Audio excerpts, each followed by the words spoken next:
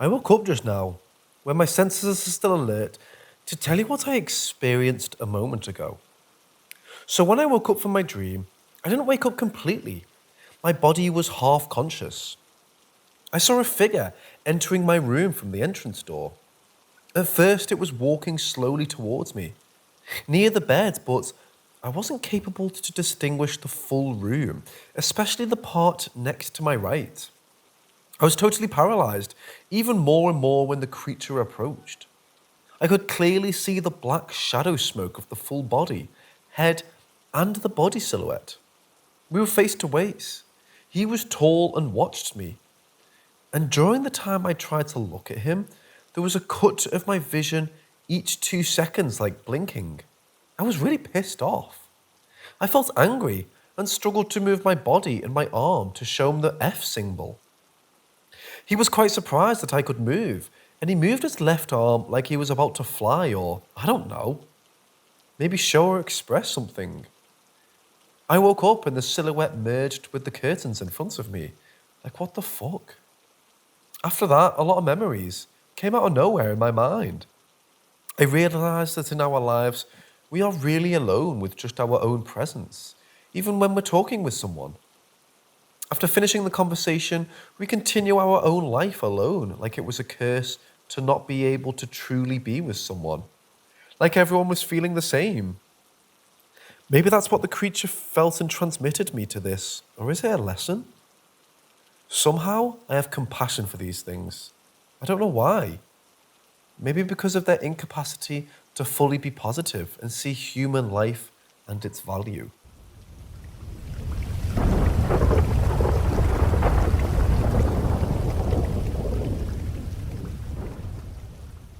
So, I was living down in West Texas, in this national park where the restaurant I was working at the time rested at the top of a 15-minute hike up a mountain trail from the housing they had us in. I closed up the restaurants after everyone left each night, so I was always an hour or two later coming down the hill than everyone else. Usually pretty empty, really quiet. Uncommon to encounter anyone else, as the only thing at the top of the mountain is the closed restaurants, gift shop and store, and some of the trailheads. There isn't much reason for anyone else to be on the trail at that hour. And this one fucking night, I'm coming down, no moon, so it was pitch black, empty trail, characteristically quiet. I round this last bend to get to my house, and right before I get off the trail to take a shortcut through the thicket of cactus and brush, there were maybe 15 to 20 trees, even though it's a desert. The top of the mountain has a high Sierra microclimate. When I heard my best friend slash roommate call out my name, clear as day in the other direction. He said my name, and when I turned, said it again. In retrospect, it sounded funny. It was close, 15 yards maybe, but it sounded far off at the same time. Like if someone recorded his voice from far away, but played it very nearby. It just sounded off, but not enough to flip a switch immediately. And maybe I'm painting the memory of it differently than it actually sounded. So I'm facing my house, maybe 50 yards away, and the voice comes from directly to my left. On this foothill of the mountain we'd hike around on sometimes. It was much more tree coverage than the trail I was on, and considerably more than the thickest separating me from the clearing surrounding my house. If you walked 5 feet in the direction the voice came from, you'd completely disappear from the view of anyone on the trail, or on the back porch of the house, immediately. So hearing my friend's voice calling me over, I was like, oh, cool, we're night hiking. And I turned to follow it. But right before I take my first step into the tree line, I hear his actual voice down on our porch saying, hey, who are you talking to? Which stops me. I turn back to face my house, confused as shit, just in time to see this fucking thing burst out of the fucking thicket I was just about to shortcut through, to begin with, before hearing the first voice and turning away. And from the exact spot I'd walked down every single night, this fucking thing bolts. It was a humanoid, technically, but the thing was tall as shit and way too skinny for a human. Like at least 8 feet tall, but slim. It looked inhumanly slender. He was hunched over and running like he'd just burst off a track mark, you know? But kept that same form the whole time. Never got all the way upright. Okay, so as for the colour, that has always fucked with me. Because for one, I'm colourblind as shit. And it was like a greenish yellow thing, and I had greens and yellows mixed up a lot. This hue of green and yellow at least. And for two, it looked like it was giving off its own glow. Which has always sounded so absolutely ludicrous, I never tell anyone that.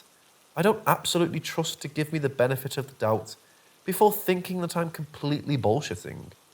Because if I heard this story, I would honestly think someone at the very least might be a little bit bullshitting.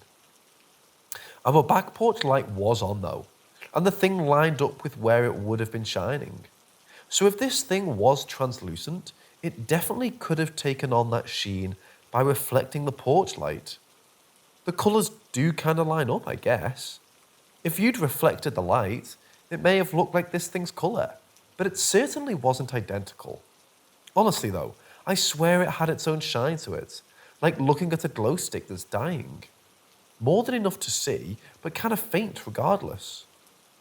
It was a light that definitely wasn't there a second before when I'd gotten to the shortcut. It would have struck out for the last 50 yards of the walk at least. It should be noted, had I followed that thing's voice, two things would have happened. One, I would have completely disappeared from the view of anyone. And two, I would have turned my back on whatever that thing was and entered into a thicket of trees, weeds, and cactus, far too dense for me to turn around, run, and fight back anything. And that trail I would have gone toward leads directly to the edge of a cliff that drops down into a massive break in the mountain. The window in the Big Bend National Park. That cleanly drops all of the 6,000 foot to the wide open desert below. What could be the purpose of that direction? To be honest, if I was going to try to do some nefarious shit, it would be the perfect place to both find someone and lead them quickly to a spot where no one else would come up on you. Legit, in the middle of the day, you could probably make someone disappear over there if you wanted. Anyway, how this thing was running, it immediately felt like I'd spooked it. Like how a deer runs off at a noise. But this was different in that it seemed a lot more determined. It seemed intelligent, aware of its own movement, not just acting out of instinct. Kind of like spooking a person if they'd been watching you from the bushes or something, you know? Like spooked but sentient and definitely acting like I just foiled some nefarious plan. So naturally, I also fucking bolt, exposing my back to this thing, but taking the opposite, slightly longer way to my back porch. My fucking buddy, God bless his soul, is still there when I make it, and he asks again, "Who are you with?" His face is just as confused as shit, and he keeps looking past me, and I'm like, "You heard it too, right?" And he says, "Yeah, where are they?" And I was like, What? There was multiple. Apparently, from his perspective, he had heard multiple voices alongside my own, all carrying on and joking around, talking back and forth pretty loudly. He said there were at least 3 other voices talking to mine, but that it sounded like a whole crowd coming down the trail. He said he could clearly hear us getting closer and closer for the past few minutes, and just assumed I'd run into a hiking group and talked with them as we headed down. Not the most uncommon thing in the daytime, but pretty uncommon for the hour of night. It took me a minute to show him that I wasn't messing with him and had not just split off from a group of hikers. I was completely alone and had not vocalized a word until he called up to ask, "Who are you with?" It took a second to even express my side of what was going on. I was so out of whack, I couldn't find the words to actually explain, so I just kept shouting, "I swear to God, I just heard your voice. And then this fucking thing, dude, this thing," or something similar. Eventually, it registered that there were no other lights on the trail. I wasn't using a flashlight that night, so maybe there was actually some moon out. And I had just heard his voice calling me off trail and into the dark, and we both began trying to figure out what the fuck we'd witnessed. Okay, this part might be a little crazy, but I'm not implying anything, I'm just saying. This is what I'd been doing on the walk down before this happened. So, obviously, walking home solo, I hadn't actually said a word. Whoever he heard was certainly not me, and I certainly didn't come with a crowd. But I had been praying like crazy on the hike down. There had just been this super dark negative energy in the house lately, and I was just trying to kind of surround myself with light and positivity, asking God to give me strength before I walked back in. And out of nowhere, midway through the trail, I got this like absolutely overwhelming joy, like an absolute ecstasy. I was like screaming inside, happy as bones, and just felt like I could take on the whole motherfucking world. Like no matter what came, I could take it. Maybe I'm implying something, because call me crazy, but I've always felt like that I had something to do with how the night turned out, as opposed to how it maybe would have. I don't know. I know that part really doesn't make me sound insane, but so does the rest of it, so whatever. I certainly don't think it was a coincidence. I'm just not sure what to make of any of it. Every detail means every detail. That's just what was going on with your boy as the walk was happening. It would have been a noteworthy and memorable night had the thing not done any of this. It was that powerful of an energy. Anyway, that's pretty much it. The only other thing is our memories of it. Out of nowhere, I just sort of stopped thinking of it. Not like forgot, but like it was hidden behind some of the thick fog in my head. The next morning, I told the story to a friend and she uncharacteristically shut me down and just said something like, "Y'all are just crazy and getting scared of these mountains," and just walked away. It really wasn't like her to just dismiss someone, especially a friend, without even hearing them out. She was a real empathetic lady. It was legit like she'd just heard something that triggered a memory she refused to touch and shut it down before it got too close. I don't know. I could be reading into it, but that's happened a couple of times with this story. And anyway, we've been living on that mountain on and off for a few years at that point and had never once heard or seen anything remotely similar to that thing. Until that night, we'd never even heard a story vaguely resembling it. It just wasn't like we got spooked of our own house or the trail we took twice a day, every day. And it wasn't like we were seeing and hearing things based on stories we'd projected into the darkness, you know? But the weirdest fucking thing happened the moment she walked away. It was legit like a fucking fog just slowly poured over the memory. And the last time I remember thinking of it was that moment. And then it just fucking disappeared for months. How in the world does something that massive, that frightening happen in your life, and you just stop thinking about it? And then one day it just popped the fuck back up. I was honestly so surprised and unsure of how I hadn't thought of it in so long. It was almost more baffling than anything we'd actually witnessed. I asked my friend just before I sent this if he'd felt the same fog thing, and he said absolutely. He doesn't really like talking about that night, honestly, and he's told me that, but I cannot help but bring it up as often as possible, hoping by talking it through, we'd find some sort of explanation for any of what happened. Even as I typed the message, though, I felt like I'd asked him a million times already and just forgotten his answer. Maybe I have. That isn't a super uncommon thing to do, I guess.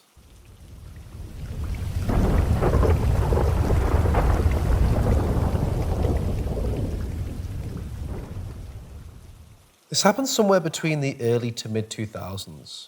I was a kid, but old enough to remember a few things from that day. Backstory.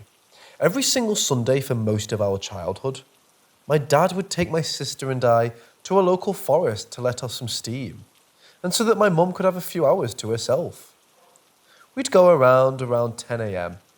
to 1 p.m. and had our regular route that my dad, and even us kids, knew by heart. The day this happened, we parked in the car park and headed up the steep incline that leads to the forest, as normal. You can either walk across the car park toward a short, flat trail around the pond, or head up into the proper forest, which is what we always chose to do.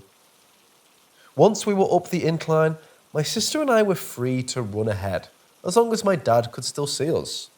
something I usually took advantage of. Apart from this day. As soon as we were in the trees, I noticed immediately that something felt off. I can't put it into words any more than that.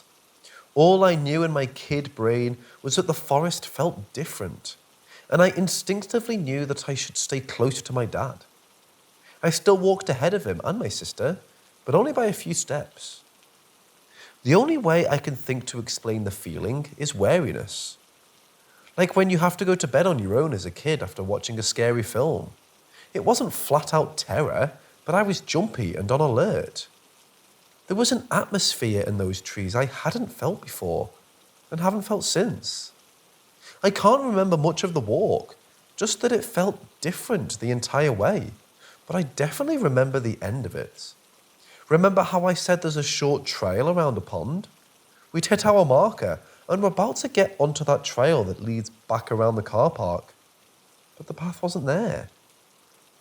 My dad was almost spinning in circles trying to find this path he'd had no problem finding for years. And my feeling was confirmed. He turned to me and my sister and was explaining to us how weird it was that the path wasn't there. And then he turned to look again, and there it was. As soon as we saw that path and pond and people again, the funny feeling disappeared. We still talk about it to this day. Whenever my dad and I talk about weird stuff, we always mention how we have our own story. It always starts along the lines of, "Do you remember when the path disappeared?" He didn't have the funny feeling I had until the path thing happened, and I told him about it later, but he did experience something himself while we walked that day. He remembers seeing a man in a red beanie ahead of us at one point, who suddenly vanished somewhere it wasn't possible to vanish like that. So yeah, that's my unexplainable story. It's not as exciting as most on here, but it's certainly a core memory for me and something that definitely kick-started my interest in the unexplained.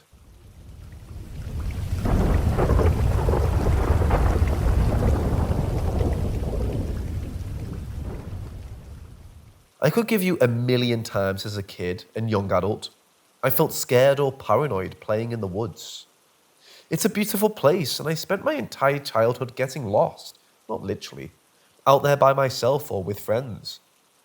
As kids, we never got too far out there, but you could actually see the progression of us venturing further and further out as we got older, because of forts and carvings we would leave. This one particular time, like 1,000 times before, my friend and I had just graduated high school. It was our last summer of freedom, and we spent the entire summer camping and hiking out there. We had decided to try and find a new place to set up camp, and walked for what felt like a few miles before we came to a nice clearing. The area was relatively new to both of us. We got the camp set up and fire going, and the plan was to wait until nightfall, smoke some weed and play Monopoly. For sake of backstory on my friend and I, my buddy is a smaller, real goofy guy, but comes from a family of foresters and always had a deep understanding of all the trees and different plants he came across. He had no fear of going and camping out by himself. If I spent 10,000 hours in the woods, he probably spent 50,000. As for me, I'm a taller, sturdier guy, and as we got older, I spent more time worried about women and sports, and the woods became a place for small parties. Also, I never had the balls to camp out alone. In fact, older me wouldn't go far at all when I was alone, because I could never shake the feeling of being watched, which was just paranoia, but still an uneasy feeling. Anyways, camp is set, fire is going, but it's getting lower and needs wood. Sun's down, and we're both cutting up and having a good time. My friend is sitting on this little chair he always brought and loading up this makeshift bong, and I was crouched breaking some excess limbs off some of the logs we had gathered for the fire.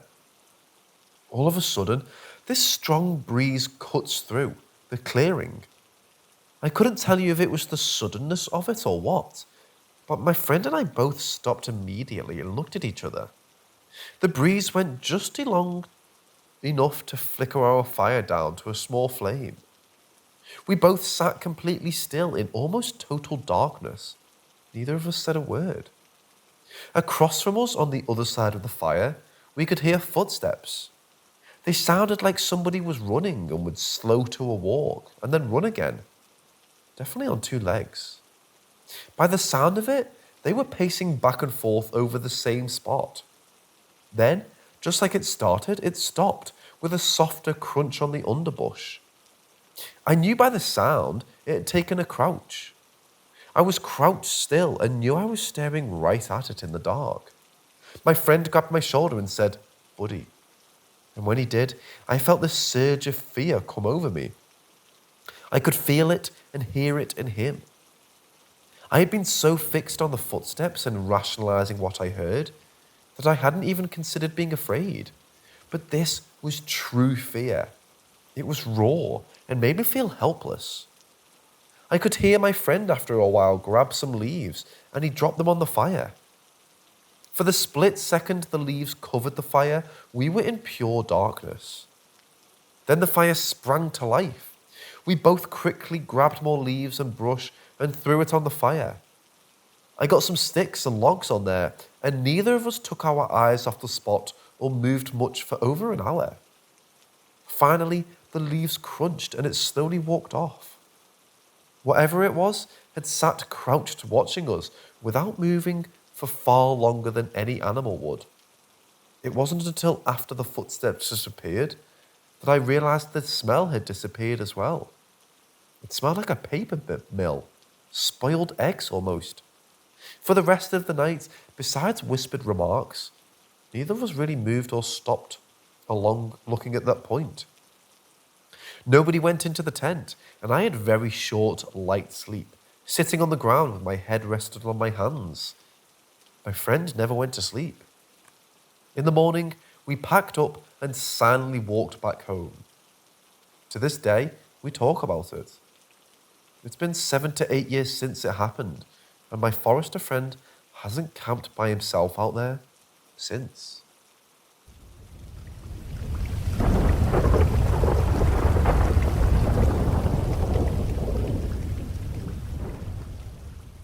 It was the fall of 2009, and at the time I was 16 years old.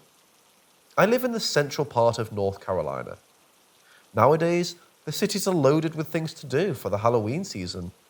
But back then, the best form of entertainment I could come up with was to visit the Devil's Tramping Ground with a few friends. The Devil's Tramping Ground is a local legend.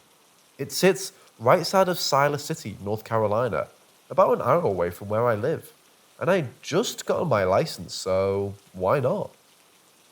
For those of you unfamiliar with the local of this legend, the Devil's Tramping Ground is a perfect circular spot of dead soil in the middle of the woods. Despite the greenery around it, nothing grows in that circle. The legend says that if you drop or leave anything in the circle, it's moved and or disappears by morning, as the devil supposedly comes here to plot his evil doings against humanity late at night, pacing in a circle as he thinks. That's the gist, but feel free to do a little research if you're interested. It's a decent read.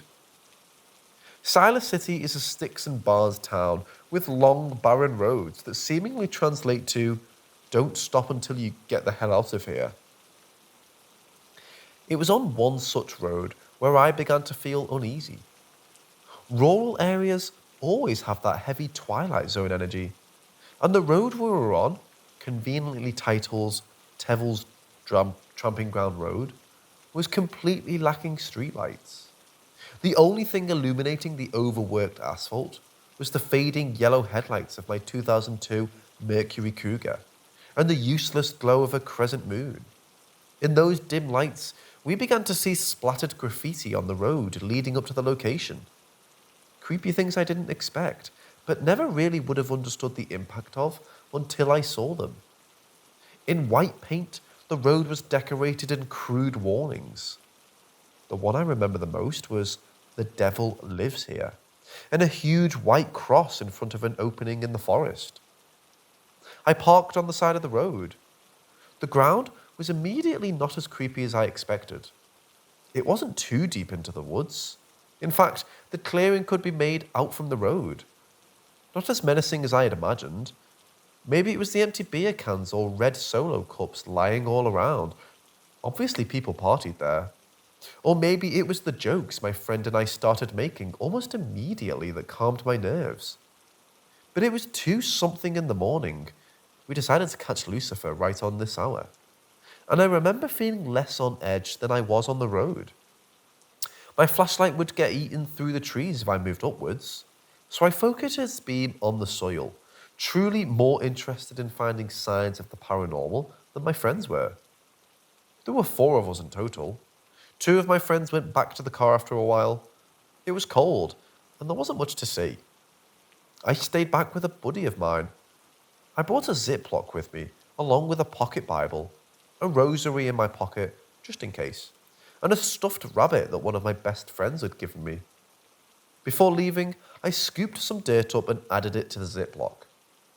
I found the prospect of dead soil so interesting, and figured that maybe studying under proper light compared to other soil would give me a better idea of what happened here. Alien radiation? Climate change? Sulfur? Maybe the devil was just busy that night. In between jokes and complaining about the cold, we heard someone walking in the depth of the woods. This wasn't a mistaken sound. This wasn't an, I think someone is walking in the woods. This was a definite sound, a definite feeling. This was deep behind the bush, between the trees, and these footsteps were heavy and unashamed of being heard. This was the first time I noticed no crickets were in these woods. There was no sound other than us and these steps, and I was even more unwilling to lift my little flashlight, which was tucked under my armpit and pointed towards my soil sample. My eyes didn't need adjusting, and so we stood there as I made out the shape of something in these woods. It was dark, but I could see it.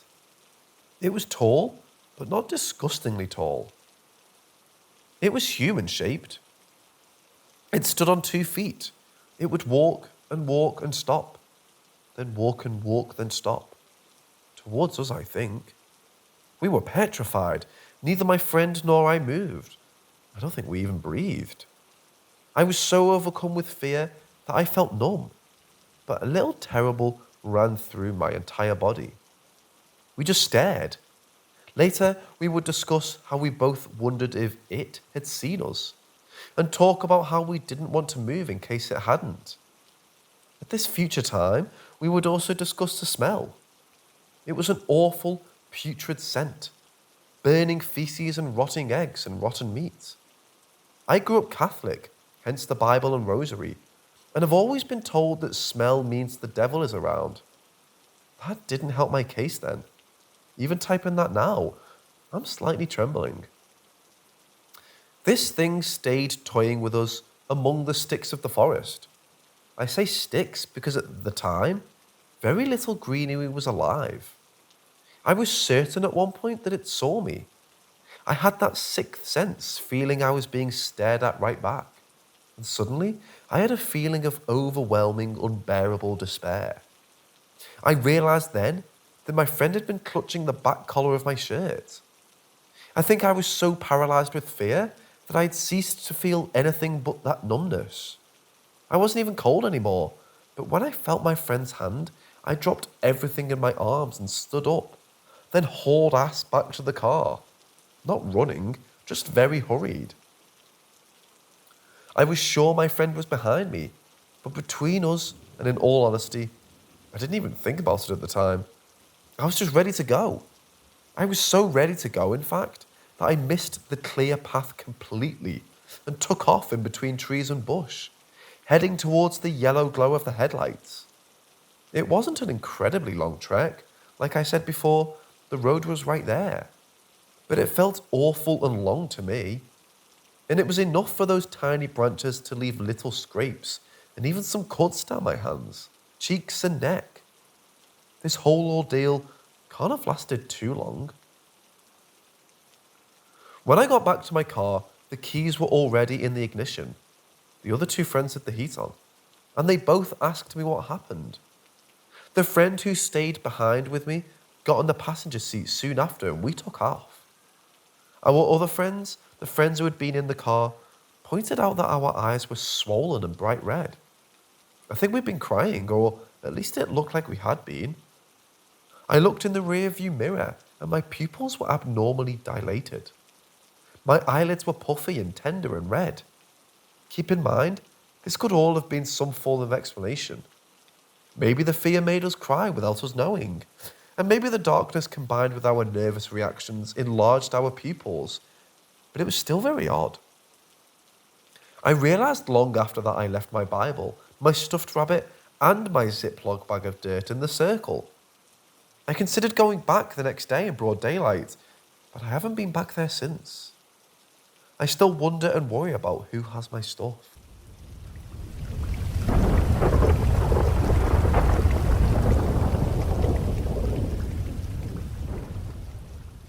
Two years ago, I and a group of 3 other friends decided to go to Humboldt County for a weekend. We go, see Fern Canyon, tour the HSU campus, and have a fun 4-day weekend camping on the beach. On Sunday, it's time to go home. It was a 12-hour drive to where I was dropping my friends off, which I drove the entire duration of. By the time I drop them off and start the last hour-long drive back to my house, it's a little after 9 p.m. and completely dark out. Now, the 2 routes that someone can take between where my friends live and where I live cross 2 different bridges over a lake. I decided to take the main highway as it's a little longer than the other road but has fewer turns to navigate. The difference between the 2 routes was only about 2 miles or so. As I'm about at the halfway point of the bridge, I notice in my headlights there's something on the shoulder. I slow down a bit to make sure I'm able to move over if needed, and as I get closer, I'm able to make out what it is. Standing on the side of the road was a 7 to 8 foot tall bipedal humanoid creature. It looked emaciated with ghost white skin that was stretched tight across its bone. Now, I obviously wasn't going to stop and get a close look at it, but when I looked in the rear view mirror to see if I could make out any further features of this thing, there was nothing there. It had completely vanished. The rest of my drive home was uneventful, and when I woke up the next morning, I brushed off what I saw as exhaustion from the long weekend and the 12 hours of driving I had done before seeing whatever it was. That is, until Tuesday, when I was talking with one of the friends who had gone on the trip. She told me that one of her friends had been driving on the other bridge Monday night and saw a creature exactly what I had seen. That was when I told her what I had seen the night before her friend, and she suggested it might have been a Wendigo. Before then, I had maybe heard the name once or twice, but hadn't paid much attention, as I wasn't much interested in cryptids and ghost stories before then, and wasn't really on the internet enough to know what they are.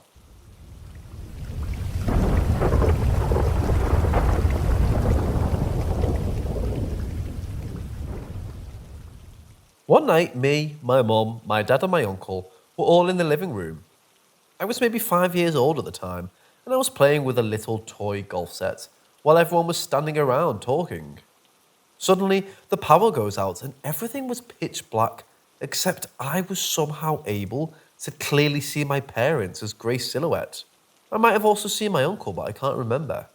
My mum asked me where I was, because she couldn't see me, which I found strange at the time because I could clearly see her. So I assumed she could see me, so I waddled over to her and hugged her leg, and she picked me up.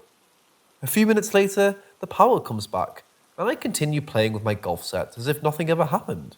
I was 5 years old, so I didn't really question any of it, but looking back on it now, I struggle to find an explanation for it. I couldn't see anything, it was pitch black, and yet somehow I distinctly saw my parents as light grey silhouettes, which should be completely impossible.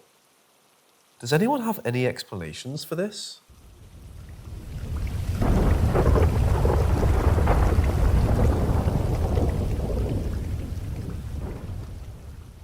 Before I start, I need to mention a few things.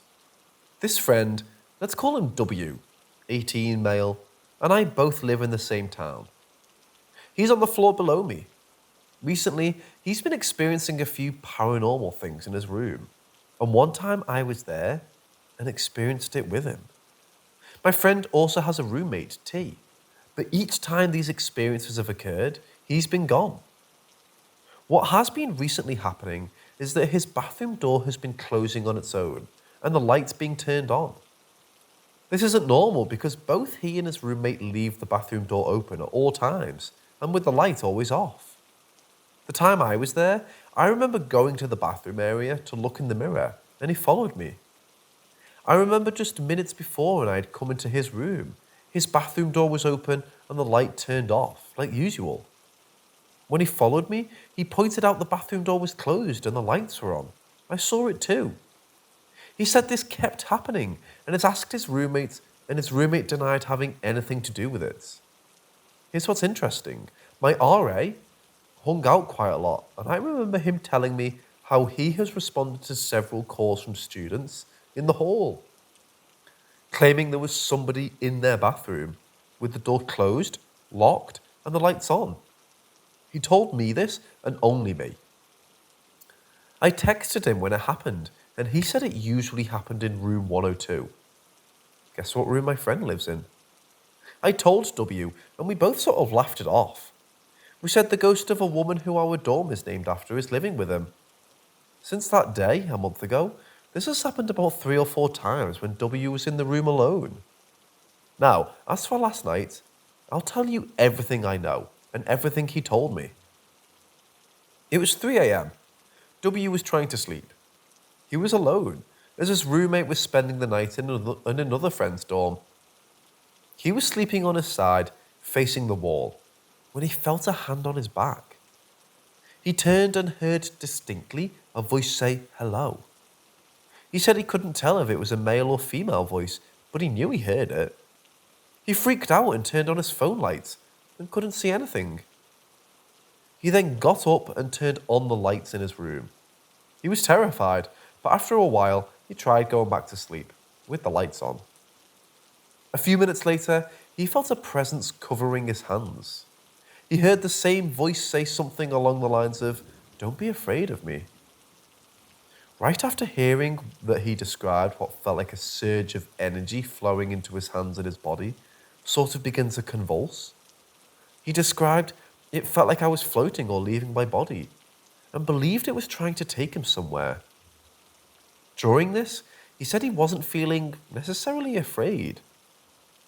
After that happened, he said he felt a presence laying next to him in bed. He felt like it was a person, but he couldn't see or touch it. He couldn't tell if it was a boy or a girl. After a while, it disappeared. I'm very religious, but my friend isn't. My roommate, T, however, is Christian and has a cross necklace hanging from his bed. I mention this because the paranormal experiences have not happened to T and always occur when he's gone. Can this be related to the fact that T is religious and W isn't? Also, not only is W not religious, but he is gay. I'm trying to give as much information as I can so that we can figure out what this entity was and what it was trying to communicate, and why it seems to be only targeting W and no one else. Please respond if any of this sounds familiar or like something you know of. Again, I'm pretty religious, but I'm baffled and can't tell if this is a bad spirit or ghost or some kind of good spirit.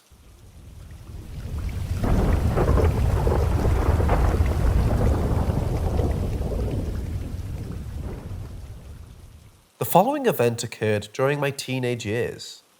I think I must have been 13 or 14 at the time, and although it's not the most mind-blowing thing to happen, it's still the only unexplainable thing that has ever happened to me personally. Around this time, I was obsessed with anything supernatural. I would go to the library to check out books on UFOs or ghost stories. Every day after school, I used to read true ghost stories. It was then that a series of weird things would start happening around the house, which were witnessed by several people, including my parents and siblings. They would range from my brothers hearing bumps and knocks on the wall at random intervals, to my dad noticing how some lights were turned off on his way back from the bathroom, even though he swore he'd turned them on. None of them were witnessed personally by me though, So the healthy skeptic in me refuses to acknowledge their authenticity on the simple principle of, I have to see it to believe it. I did experience something odd eventually. It all culminated when one evening I was having dinner with my mom. We sat opposite each other. I was facing her, with an obscured view of the kitchen behind her, as there was the counter dividing the rooms. I distinctly remember my brothers and my dad were not home at the time, so it was just the two of us when suddenly the weirdest thing happened. I can't remember what was for dinner that night, but I still remember clear as day. I saw the kitchen stove light turn off and back on, very distinctly. It wasn't a flicker, which could be attributed to a technical malfunction. No, it was a very distinct on, off, 1 second, on. My mom must have noticed the confusion on my face, because she asked what was the matter, when the most unexplainable thing happened right after. We both heard this sound. Like, imagine all your pots and pans being roughed around violently in the kitchen. It even sounded like some fell to the floor. Just clanging sounds all over. It was so loud and clear. We looked at each other wide-eyed and without saying a word, stood up and walked over to the kitchen, expecting a total mess, and nothing was out of place. I knew for a fact something strange had happened because I could hear my mum's voice trembling as she was trying to rationalise what just happened. She said something like, "Must have been the mice," as we did have a mice problem at that time.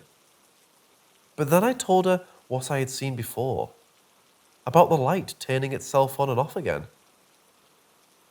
She hadn't seen that as her back was facing the kitchen, so I think she simply chose not to take my accent seriously. I'm not sure today if she even believed me when I told her about it. The noise we heard was so loud, it couldn't have ever been mice. Not even a few dozen of them. What's more, nothing seemed out of place. I would be willing to chalk it up to mice though, just to ease my mind. But I saw what I saw.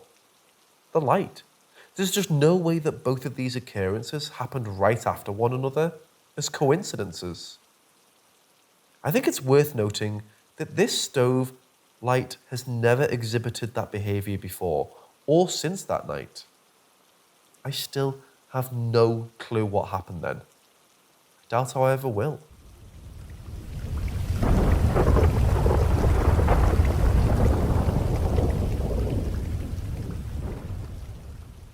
Apparently there's been a large increase in UFO sightings in recent years, which makes me want to hear some of your stories.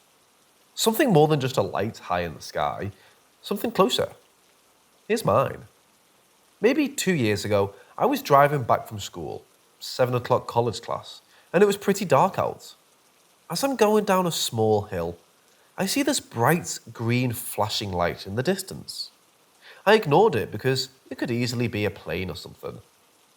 About 5 minutes later, I'm driving down some back roads that are roughly where I saw the light.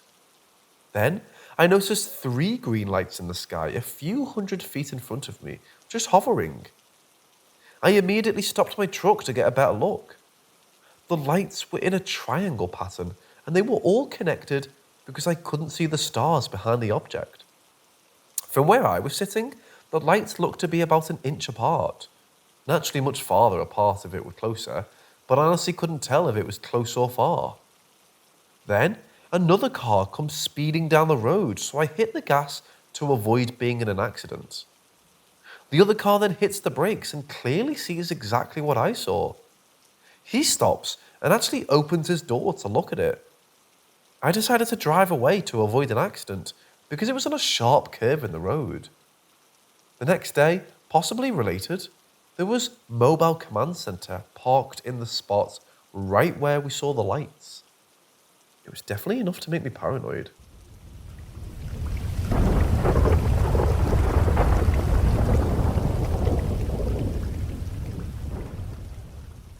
I've heard from multiple people of being forced to take tests by people that didn't work at their schools. A lot of these tests seem to have been psychic-like tests and various other odd questions that the kids had no clue were about. I have a vague recollection of taking one of these tests. All I can remember was an alert on the speaker from the principal calling for an assembly. This would have been around 1994 to 96. I can't remember much, but I do remember the whole elementary school together, while a man showed us slides on a projector. All I can remember is shapes being flashed in the screen. I vaguely remember we had to go one by one to an office and answer questions. I really wish I could remember more, but I was hoping maybe someone else out there has this memory. It could have just been a psychology experiment or something like that. But when I think about this specific event, it's almost like my brain is purposefully blocking out the memory. I have some pretty strong memories from this time in my childhood, but this one is like trying to remember something through a fog. Not specifically saying this is a conspiracy, but it's weird that so many people have this fog around their memory about it, yet they specifically remember it. I've actually started to remember more of the events. Teacher got surprised because there wasn't supposed to be an assembly, and she was in the middle of teaching us. Then I remember what I think was a friend telling me, "You don't want to do good on this test." It may have been as pointed out that you would have to go to different classes, and maybe a friend told me that would suck. I also remember a fear of the test, like I was supposed to do good, but there was no way of knowing if you could, as it wasn't really a proper test.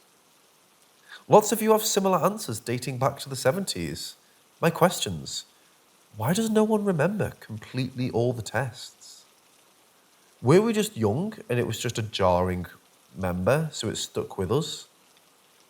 Was this done by the government, state, or private company?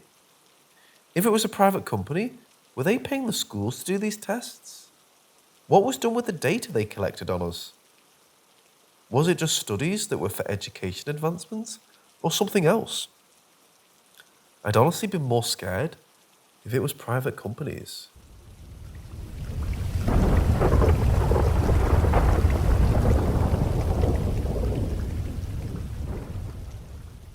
This one is a tricky one to explain. Last night, I saw two red circles at our window, but they were kind of hazy like a cloud of moving mist, and kept swaying side to side almost. It went away, and I wasn't afraid of it or anything before I tried to fall asleep. Just dismissed it as seeing a trick of the mind, you know? I've been seeing tons of paranormal activity lately, but I've also been trying my best to be skeptical of everything. I heard screaming while awake last night also, though, but no one else could hear it when I tried to confirm, as my fiancé was awake at the time and roomies were asleep. It was very clearly a man's voice in extreme distress, but sort of far away. I think I was trying to put it off as just being the TV at first, or the neighbours or something, but I clearly remember not hearing a TV on, if I think about it, because our neighbours are usually pretty loud with their systems, and the walls are thin for the apartments. I've gotten super great at astral travel lately, so I think it's getting easier to see things in that spirit realm, if you will, even while I'm awake. Not only did I see that red mist before, but I saw my fiancé standing in front of the door screaming without moving his mouth not too long after I had heard the distressed man's voice. I knew my fiancé was right next to me on the bed and wasn't moving though, so it was real off-putting to see him standing screaming there when he really wasn't. I remember reaching out to my fiancé, and suddenly we both started screaming in that strange internal way. I felt that sleep paralysis as if it were my own, and we were both able to get up and out of it, thankfully. What solidified this experience for me was when he woke up and thanked me for not getting him up after I asked him what's happened. I didn't see the red mist anymore outside our window, but my fiancé said they saw the downstairs neighbour screaming and red circles outside the window, and that's when they also started screaming. I also realised the events took place around 3 a.m, but took place over the course of under 20 minutes. I think I really did see a sleep paralysis demon, and I have a new theory that sleep paralysis demon attacks only happen in the astral state where we're afraid of something. I saw and heard all this clear as day while awake. But I do have a little more to experience from when I was drifting asleep, or actually asleep.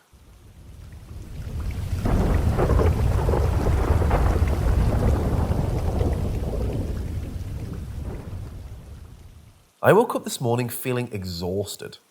I slept at midnight yesterday and woke up at 7. Exhausted might be an understatement. I woke up with a mild headache and stuck on my bed. I can't find the motivation to go to school, nor can I physically go there. I even had to call my mom with my phone. She was in the room next door to ask the school for a day off. It went well, though my mom did yell at me for a bit while I was still paralysed on my bed, but I digress. Then I went back to sleep to get rid of the headache, hopefully. As I was falling asleep, I went into a limbo state between fully woke and half asleep. My vision was distorted, and all I could see was black and white. This is when it really messed me up. I woke up and looked around. My room was distorted, and it was only in black and white with some noir. Funny enough, I thought I was lucid dreaming on a budget, so I tried to get up and do something like standing up. Then, I saw my body still lying on my bed. Everything I did and see was in slow motion. I was confused. Is my soul temporarily leaving my body, or am I actually lucid dreaming? But before I had the chance to do anything, my brain slowly snapped me out of it, even though I didn't want to. Then, my vision slowly went back to normal. The process was smooth, and I woke up the exact same way I did when I was lucid dreaming. I froze, wondering what the fuck just happened. The phenomenon seemed so quick to me, but it's been like 3 hours. 10 a.m. I sat and questioned it for a bit, and then went to school.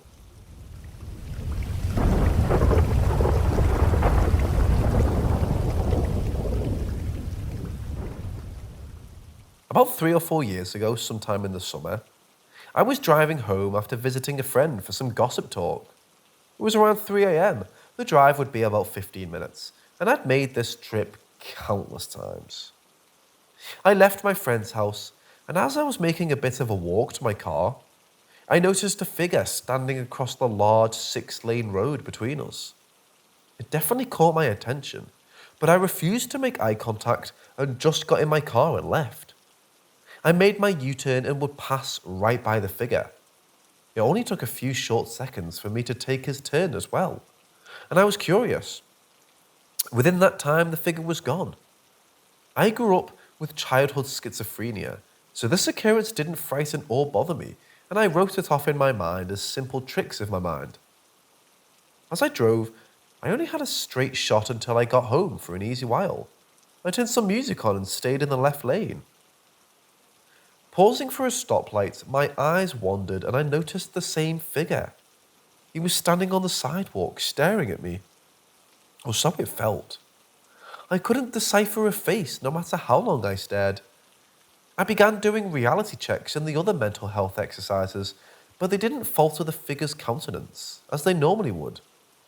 It wasn't until the light turned green and I drove on, checking in my rear view mirror for him, that he had vanished again. I became much more aware at this point, keeping my eyes scanning the road and sidewalk as I focused on getting to my destination. I saw him again, but this time he was standing in the bicycle lane, by the sidewalk. I passed him. I was wildly curious about why I was seeing this, already making a mental note to talk with my therapist about this occurrence once getting home, marking it off as a lapse in my mental health. There he was. He was closer. He stood in the left portion of the right-hand lane in the middle of the street. He never moved, never breathed, nothing. It just appeared that he remained staring in my direction, as if expecting me. I passed him.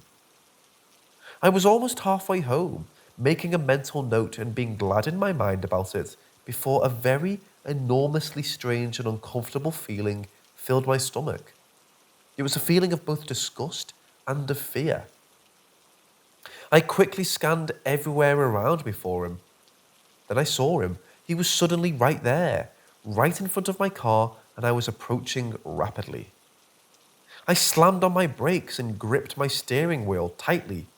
My car halted with a heavy lurch, my seatbelt locking tight and my head flinging forward. I was certain anyone who saw me would think I'm insane. But what happened was nowhere near what I expected. Within seconds of stepping down on my brakes, a car with all of its lights off rolled out backwards directly in front of me from the mouth of one of the reservoirs that was off of the side of the road. Two real men ran after the car and grabbed it, forcing it to stop its roll right in front of me. One was a gangly but taller man with a sunken-in face and harsh, beady eyes. The other was a bit thicker with a torn shirt and a beanie on.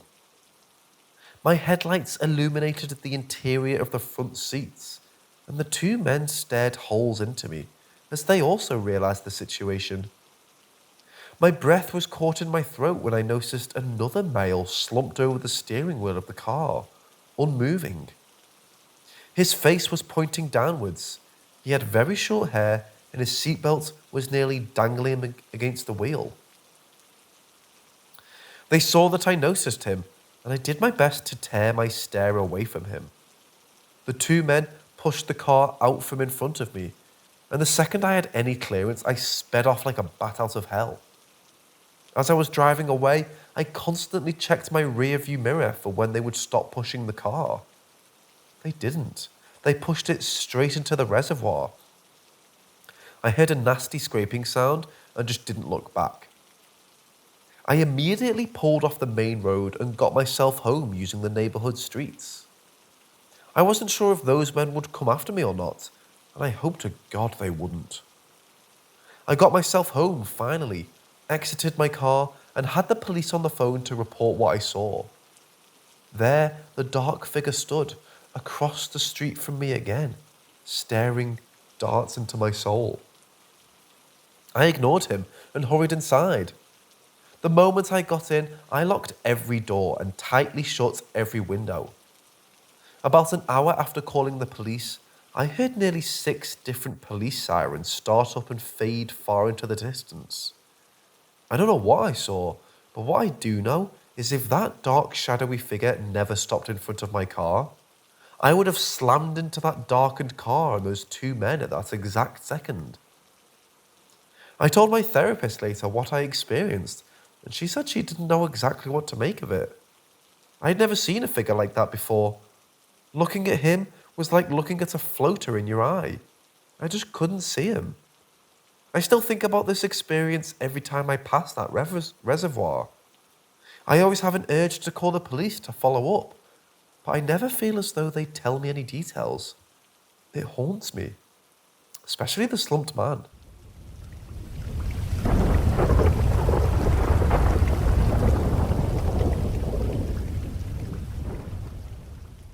I'm 29 male and live in a house by myself.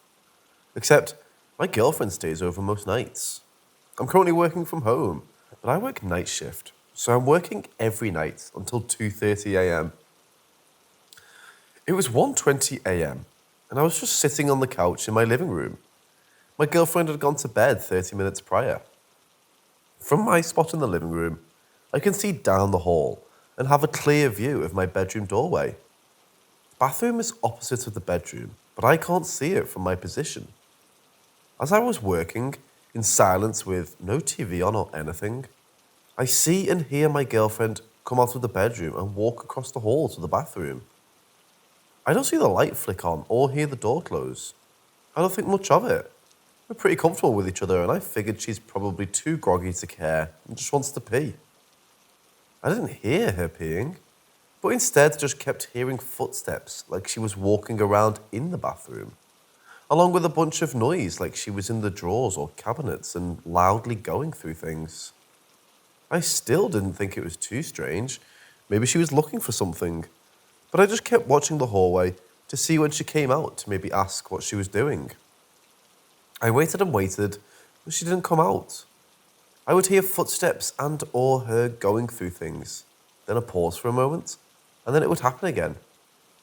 This went on for a few minutes before I decided I was just going to get up and see what was going on.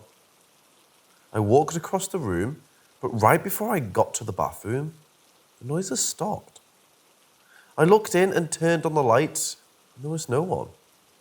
I turned around and peeked into the bedroom. My girlfriend was lying in bed, fast asleep. I was so dumbfounded that I just stood there for a minute and didn't move. I asked her the next day if she ever got up to go to the bathroom, and she said no. I told her about my story, and she had no explanation, and neither do I. This is the strangest and most unexplainable thing I've ever experienced. If it was just seeing something move in the corner of my eye or hearing one noise, I could write it off as my mind playing tricks on me or something else. But I saw this clearly, and the noise lasted minutes.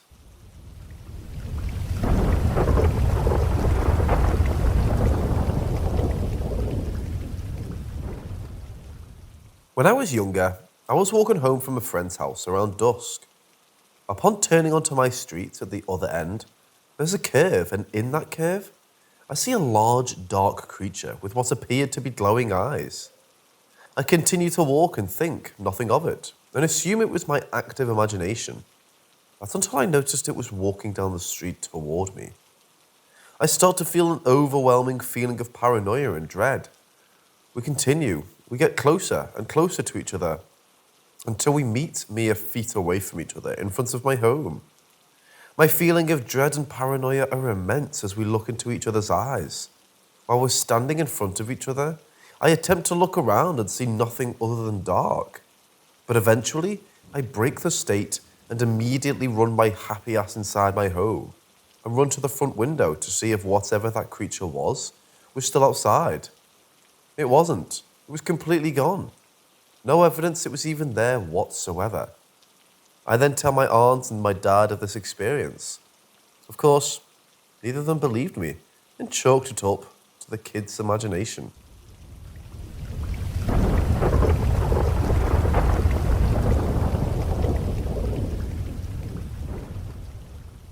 Back in 2009-ish, while I was in the military, my homie was back home in Ohio. And one day, he was telling me this story where the past few nights he sees me walking down the street. Day one, he attempts to holler at me through the window. Apparently, I ignore and disappear into the shadows. Day two, same thing, he sees me. This time he tosses something at me, hits me, and the me he sees stops, bends down, grabs what he threw, and again disappears into the shadows. Day three morning, what he threw at me is back in his room. It was a plushie bone. He initially thinks nothing of it until he realizes that's what he threw. So he starts to freak out a little. Now is where it gets a little more odd.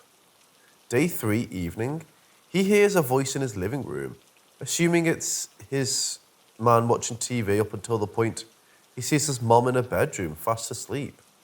So he goes downstairs and halfway down the talking, stops and a knock at the door.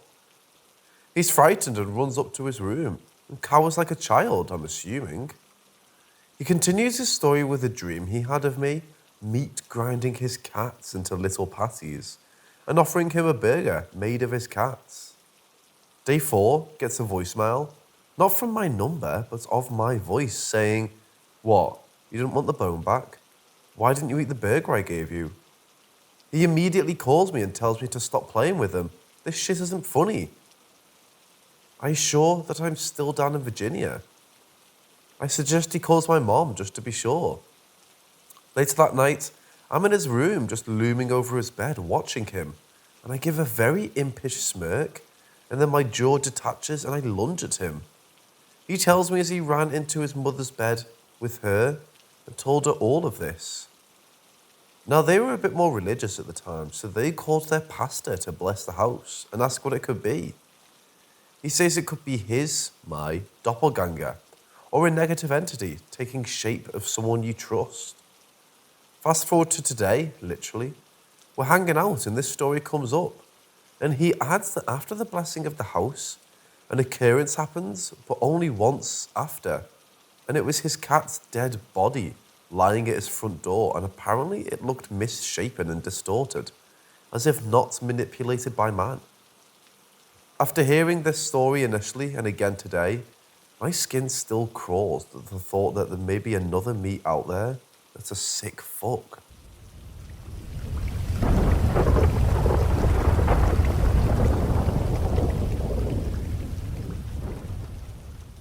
When I was younger, I used to walk to our local cemetery and then wander around the cemetery just admiring the ornate gravestones and the mausoleums. I got used to the sounds and sights of the cemetery. That was, until one evening, something was off. I wandered around with a large sense of unease, almost as if I was being watched. I ended up at my favourite mausoleum. My sense of unease just grew to an intense measure. I look through the window on the door and I see what appears to be someone walking around in the corner. Knowing that the grounds crew wasn't there this late, who could this be? I shout, "Hey!" It looks at me and appears to vanish into thin air. The next evening, I do as I do normally and walk to the cemetery and wander. I walk past this other but smaller mausoleum and get a chill and feel paranoia strike. I initially think nothing of it until I hear a creepy, deep giggle. I immediately turn back to the mausoleum I just passed and see that same someone from the night before leaning from the door watching me. Not too frightening at first, until this someone just vanishes again after it realizes I saw it.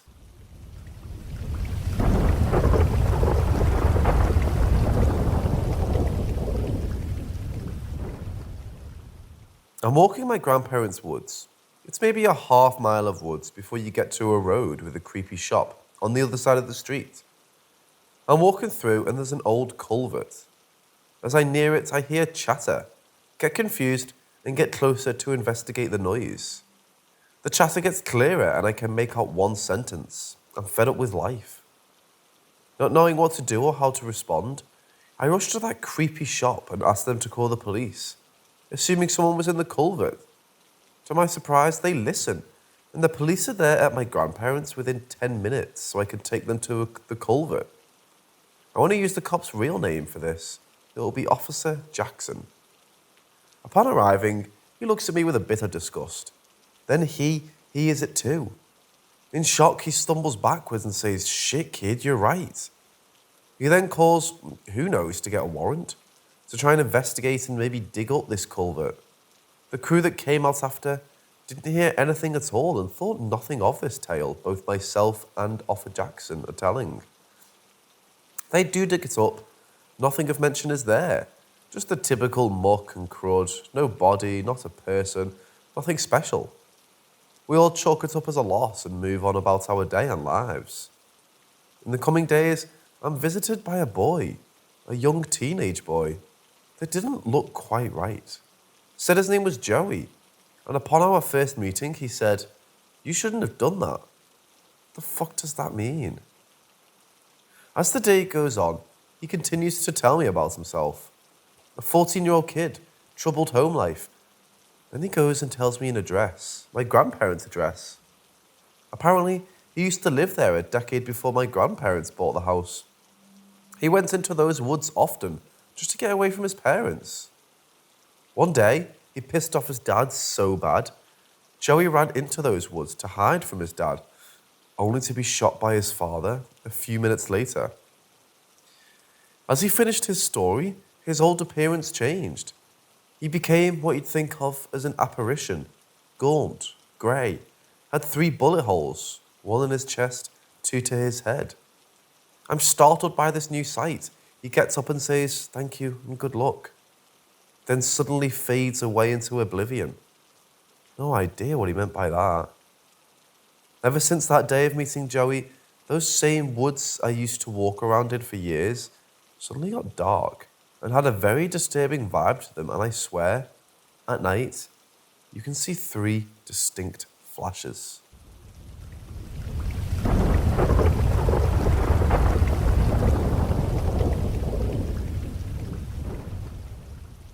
Six or 7 years ago, I was invited to go camping with a group of guys. I had no idea what the plan they had for this trip. This is my first excursion camping, so I was good to go with nearly anything. I should also mention, This was in mid-January in Ohio, when this all went down. So we get down to the location and we set up our tents. The main guy of the group, Andy, built this tarp house with propane heaters for us all to hang out in. We're all in there drinking a little, sharing some weird stories. Somehow we get on the subject of the Regans. But that soon passes and a guy named Joe starts up about a ghost town nearby named Circleville that's supposedly about 3 miles away from where we are camping. Turns out this was a ploy to test me and see if I can hang out with these guys. Whatever, I've been to war. I'm sure I can handle what goofy shit they may throw at me. As a bonus, I'm a big horror fan and have been interested in the paranormal and supernatural stuff from a young age. So I was good to go. Or so I thought. We finish our bull sesh, we go to our respective tents and go to sleep. The next morning is the day we're meant to hike to Circleville. We bundle up, grab a few things that may help with our hike, and then we drive to a trail that's meant to lead to Circleville.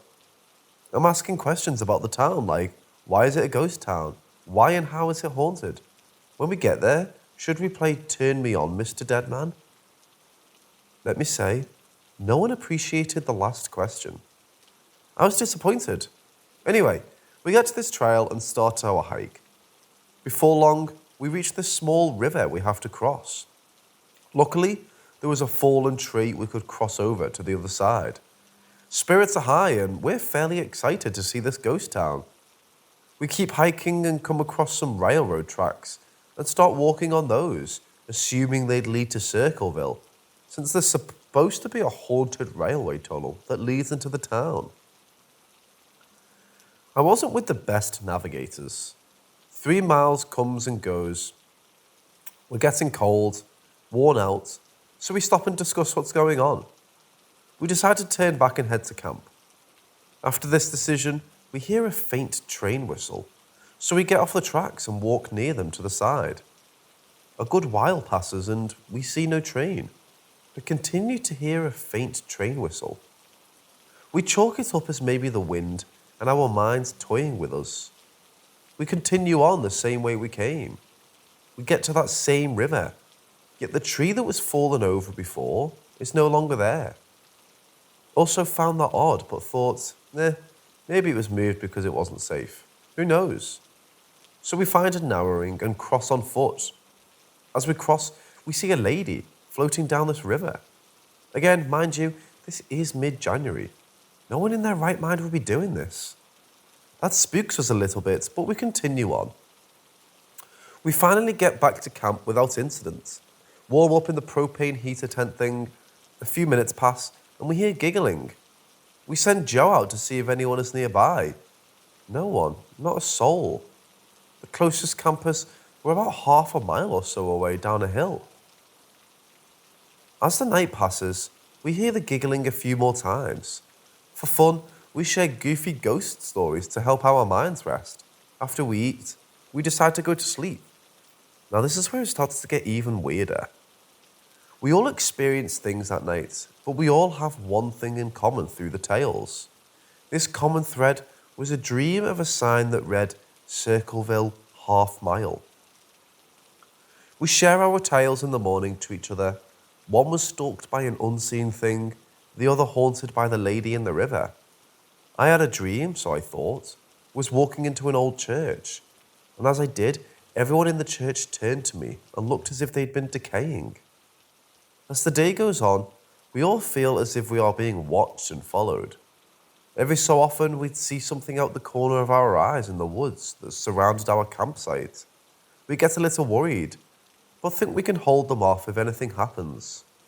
Oddly, at this campsite, there was little to no cell reception, so if shot were to go to full-blown bananas, we could call for any emergency service. In the propane tent again, we think of how we're all feeling this sense of being watched and followed. We start to throw out all kinds of ideas out there.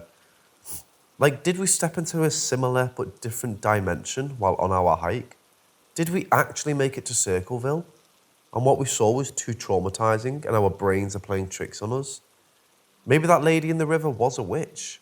Who knows? We thought of all kinds of whacked out scenarios as to why this may be. That night, it got ungodly cold, so I decided to sleep in my car. Sometime in the night, I feel my car shaking, so I wake up and look around. I don't seem to see anything, so I go back to sleep. A little while later, I hear muttering outside my car and feel the car shake again. I think it's the guys at this point, and I say, haha, real funny, now stop it. It does temporarily. At this time, I'm pissed. I wake up and see my car surrounded by 5 people. Same people I saw from my dream the other night in the church. They're glaring at me, and all of a sudden, the door where I was resting my head flies open, and I'm pushed out of the car to the ground. I hear footsteps coming over to me, and those same 5 people combine into one large, lovely transparent mass with glowing eyes. I'm stiff, both due to being cold and a little in fear. It crouches down and simply says, "You were so close," and then just disappears.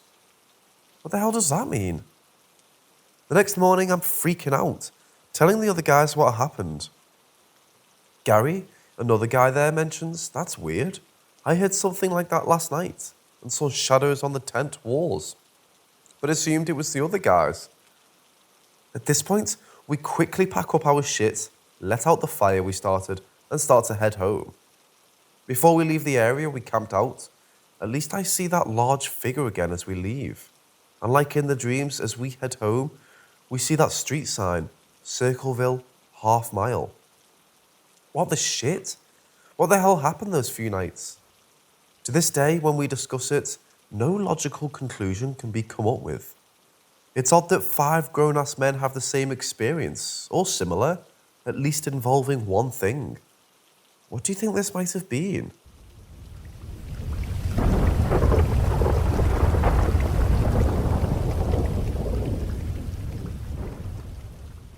Started back in 2020 with my mother and my sister. They started telling me that they started hearing strange voices. They claimed it sounded like someone turned on the TV to a staticky station and turned the volume down to a low setting. Almost to where you know it's on, but it's not there sort of thing. Strangely, they said they heard it in the kitchen and times in the bathroom too. This continued for years. I believed them. I mean, who wouldn't? It's your mom and sister. But I was skeptical. Flash forward to a few years to when I come home from the military permanently. After a handful of weeks, I start to get that staticky, distant TV sound too, as they did. I hear it in the same places as they claim to have heard it. They've lovingly called him Radio Guy, apparently. They've sort of made friends with him. This goes on for a while, just hearing that odd sound as if someone is trying to speak, but all we get is the static. Continue on for a few more weeks, and we start to smell things now too. We assume it's the radio guy. What do we start to smell? Well, we start to smell cigar smoke, coffee being brewed, and breakfast. Like a full eggs, bacon and toast kind of breakfast. Although no one is cooking or brewing coffee or smoke cigars. Now, oddly enough, the house they lived in was one of the classic cookie-cutter houses built during the Depression into the start of World War II. Low-income, low-rent housing kind of areas, so it very well could be a fella that lived there during that time, that loved him some breakfast, loved a hot pot of joe and enjoyed a stogie on occasion. So I mean, why not? We learned to live with this radio guy, not really making out any voices for years, until my sister and I get the idea to use our smartphones as EVP devices. Once we got that vibe of radio guy, we could whip out our phones and attempt to talk to him. Nothing except for one lone time we got a "hello, family." We were stoked as hell that we even got that from him, but then we thought, what family? Was he talking about us, our family, or his own? Were we sure if he was intelligent or a residual being? So we were back to square one. Just sort of lived with Radio Guy for better part of a decade. An odd occurrence that happened though was one night I was sleeping on the couch in the living room. I woke up for some reason, Sit up, and in the hallway was this red mist. I notice it. I ask what it is, and it drifts into my nephew's room. His room is the very first door in the hallway, so I get up and investigate. Nothing, no red mist, no weird vibes, no more radio guy after this night. All that was there was my young nephew sawing some thick-ass logs. I'm still befuddled as to why radio guy just left after that night. No one have had these experiences since. What was the red mist? Where did it go? What do y'all think of all this?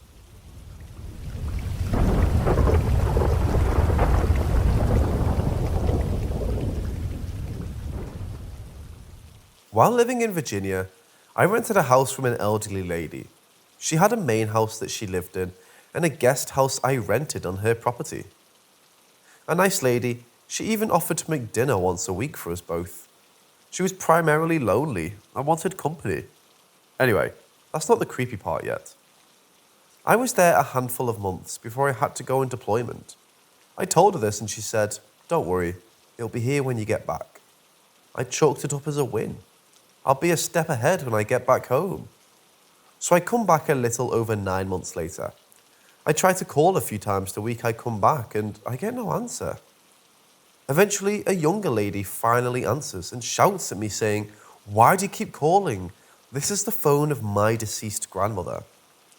I try to explain myself, but she's not having it and hangs up. Fair enough, I'd be upset too. But come to find out, the elderly lady passed away a week after I left for deployment.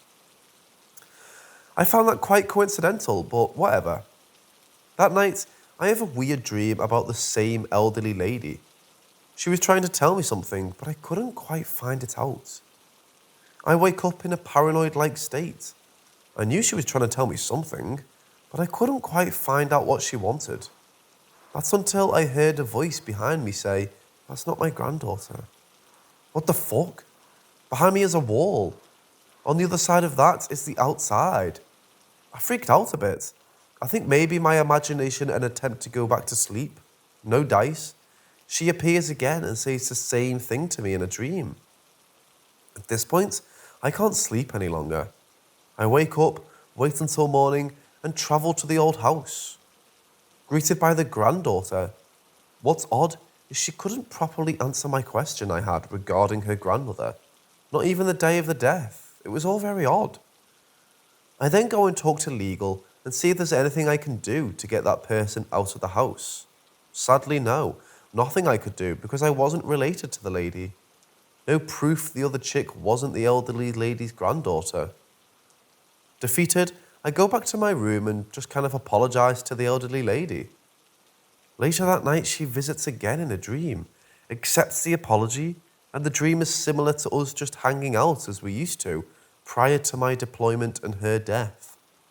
Even to this day, even in a new state, she visits and checks in on the girlfriends I have to make sure they're taking care of me. Out of all the strange supernatural occurrences, she was a good one and appreciates that she still checks in. As a bonus, turns out the granddaughter was a mistress to the elderly lady's actual grandson. And apparently, he was given the house and just let that gross cunt have the house.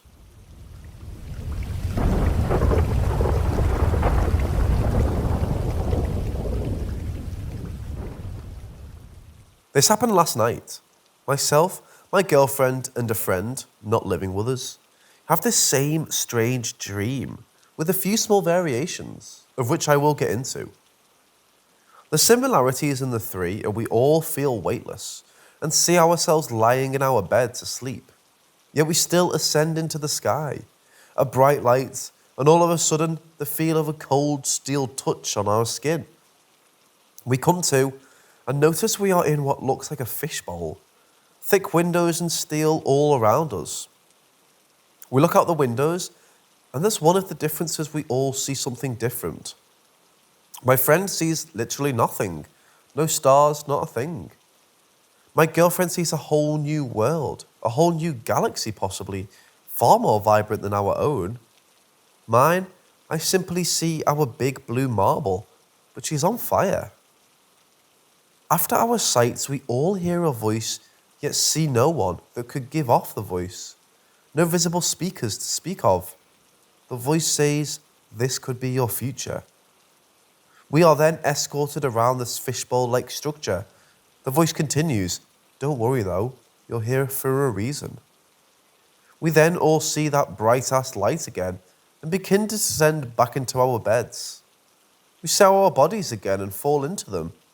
Again, this is where we differ. My friend has another experience. He then begins to float in some random river. Not sure if it's connected, but it happened. My girlfriend just wakes up in a cold sweat filled with paranoia.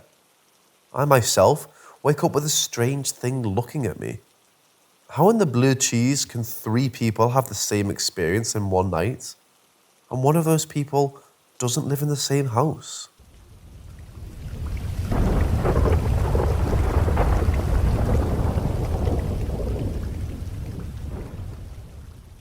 I can't help but think back to my childhood and see how insanely strange it all really was. As an actual child, it somehow never seemed very odd, but now, looking back, it definitely does. Most of these were in the town of Elk City, Idaho, and some of these events seem very connected. It all started out when I was about 1.5 years old. I was smart for a young kid, my parents always said, and learned to talk at a very young age. My mom remembers me at that age crying and telling her that I didn't want to sleep in that room ever again, because the Eskimo baby doll looked at me and nodded. She said I then proceeded to do a nodding motion. She removed the doll from my room, but it still exists in storage in my other house. She finds it specifically strange because I was super honest, and toddlers that young don't typically lie whatsoever. I seemed genuinely shocked and terrified. Next strange experience were the dreams I had around this time period as well. Strange, vivid nightmares. People may say I could have got these dreams from watching scary movies or things like that, but it wasn't like that at all. I wasn't even allowed to watch Scooby-Doo till age 7. At that age, I was carefully raised and overprotected with what I was allowed to watch. Mostly only Christian kids' cartoons and Baby Einstein. These nightmares I got were very strange and ended up becoming a recurring theme throughout my childhood, with the same dream character tormenting me. The dream started with my mom dropping me off at some sort of party. There's a ton of kids there, and on stage is revealed to be someone in a creepy pig costume, with very lazy eyes and a smile. It was picking up and kissing kids across the room. My mom kept asking me if I wanted to go up and kiss the costume, but I refused to and felt a sickening fear and sense of impending doom throughout all of me. Eventually she left, and I was forced to go up to the pig costume, but before I fully walked over, I stopped frozen and just stared. The longer I waited, the more it stared directly at me in a mocking way in the dark distance. It felt like pure evil. It just stared at me in a way that felt evil, but with the same lifeless, lazy eyes and smile, and these words entered my mind. The thing's name, Miss Molly. I then woke up. I had the same dream non-stop my entire childhood, with the same pig costume. Another dream involving the costume was my parents forcing me to go to a huge opera theatre, where she'd be on stage performing the whole time, me being the only one knowing something was bad wrong, and she always focused and dead on me. I even remember the smell in these dreams, and when I smelt the smell of an old steakhouse in town at night when I was older, I'd get instant flashbacks to the smell and feel of these dreams. Now that I know what animatronic restaurants were like Pizza Time Theatre, it seemed a lot like that in the dreams though. I'd never heard of such restaurants or been to one. I didn't even know what it was until I was in my teens. Around this time as these dreams, my mom and I always would not go into my room and try to stay out with her as much as possible. And when she asked why, I'd say, "Geefy is in my closet." I never explained to her what Geefy was, however. More incidents after, at around 3 to 4 years old, including me being terrorized by shadow hands. I remember staying at a hotel room during that time. I had just bought an electric SpongeBob toy that talked when pressed on the hand, and I was sleeping with it that night. I remember it randomly talked without me pressing it, saying a phrase I hadn't heard before. This shocked me enough to throw it off the bed. Later that same night, I heard knocking on the hotel window. I looked out, and through the curtain blinds, I saw the shadow of a long, stretched-up arm reaching up into my hotel window and making the devil horn sign with its hand. I remember I then hid under the covers the rest of the night and fell asleep. I wouldn't have known what that symbol meant at that age. That same hotel, I also remember having a painting that I avoided an entire bathroom over. I would have to go to a bathroom outside of the hotel instead because it scared me so much. I remember nothing of what the painting was, only the true horror it invoked in me and told me it wasn't safe to look at it. As I got older, 6 to 7, the paranormal events started back up a lot harder than ever. The shadow hands never went away, but now there was more. I started having more dreams of the pig costume that I dreamed of as a toddler, but in different scenarios. I had one dream that the pig costume lured me into my grandmother's barn, where they were cooking and boiling people alive, and torturing them in various ways, but this time, there were many different costumes. I also dreamed I entered my grandmother's butcher house in the pure dark at night, and saw the same pig costume. Miss Molly on all fours, creepily sliding and crawling up to me in the dark, silently but fast. Its heavy, lazy eyes gleaming in the dark. For some reason, I always knew the costume was hollow inside. There was always a sense there was no human inside the suit, like it was possessed. Another creepy costume-related dream I had involved me walking into my classroom, where everyone was being very annoying. Kids being gross and teasing me with snot and things. I left the classroom in the dream to find time. Had completely warped, and somehow, between walking in and out of the classroom, 1 second later, time had changed to after school hours. I was locked inside the school. Everything was dark, and it had been completely abandoned. I remember roaming the halls until I came across a tall, hollow duck costume in the distance. It had super long legs, and its long neck was bent backwards, staring directly at me from between its legs with huge black eyes.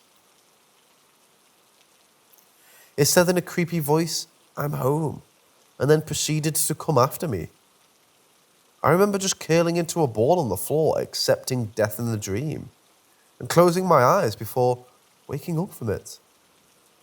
I had way too many creepy costume dreams to count, but these are some of the most memorable.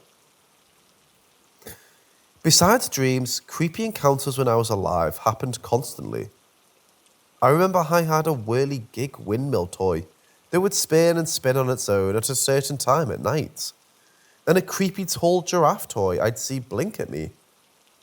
I also remember the strangest memory of my childhood in which I woke up in the middle of the night to an entire scene being played on my curtains. It was like my curtains had turned into a movie theatre screen, playing some kind of vision. In this vision, I showed a super destructive storm crashing everywhere, a huge sense of turmoil and panic, and a huge sailboat in the distance. On this sailboat was a puppet carrying and screaming for help, looking at something in the distance and the huge ship deck he was laying on, coming closer and closer to him as crates crashed everywhere. I didn't want to see what happened next. Everything in me told me not to see what happened next. I tried to look away, but everything that was dark from the night in my room, the scenes would begin playing on. Even when I closed my eyes, I wasn't safe of seeing the whole scene play out before my eyes. I've never heard of any other experience like this. I then ran to the living room eventually. On my way, the walls still playing the scene every time I glanced. I look at the clock and specifically remember it being 7 a.m. and feeling safer knowing I wouldn't have to sleep for long. It then stopped. Never experienced anything that wild again. That is, until years later, when my grandmother went missing in our technology-deprived hillbilly town in Idaho, and we were woken up in the middle of the night to go help search for her. The nights will always be one of the strangest things I've ever had, or maybe the strangest. It's when I think I encountered some kind of demon. Everyone was searching for her, scared, and Things and I had to stay back at the camp with some relatives. I remember I saw this, I'll just call it a hallucination, that seemed to look like the character Lakitu in Mario. He asked me if I wanted to make a contract with him and work for him. I accepted. I remember how real he talked to me, how he felt. It felt much realer than a mere imaginary friend or something of the likes. I acted as I worked for him and did silly tasks for him. But time with him got stranger and stranger. This hallucination stayed with me far after the search party found my grandmother and we returned home. For a full year he stayed. The more he stayed, though, the more he started showing his darker side, revealing himself to be more and manipulative and basically a huge jerk. The time when I realized I wanted him out of my life and he became worse and worse to me, I'll always remember because my mom said how I scared her during this time period.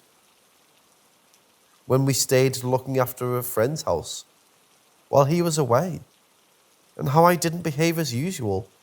She even asked others for help because I was out of character, violent and horrible. During this same period is when I remembered the Lakitu turning on me the most and showing himself more and more visibly all around me, not leaving me alone, laughing at me, mocking at me. I remember the more he stayed, the more his friends appeared.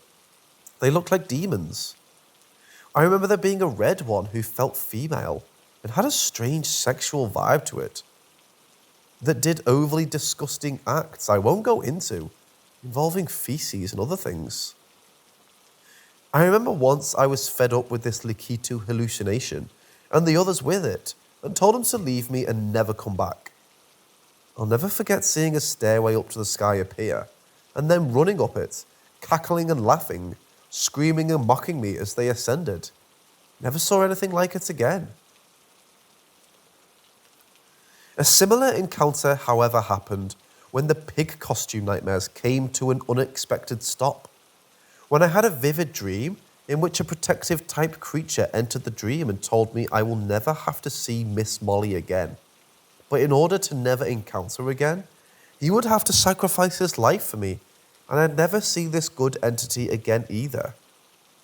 I accepted this, and I dreamed a long battle which ended in him giving me a giant's hammer and crushing a shrunken down version of the costume, killing it permanently. I remember how disturbing it felt feeling all its bones and organs crush and pop underneath the hammer. The protector spirit then died.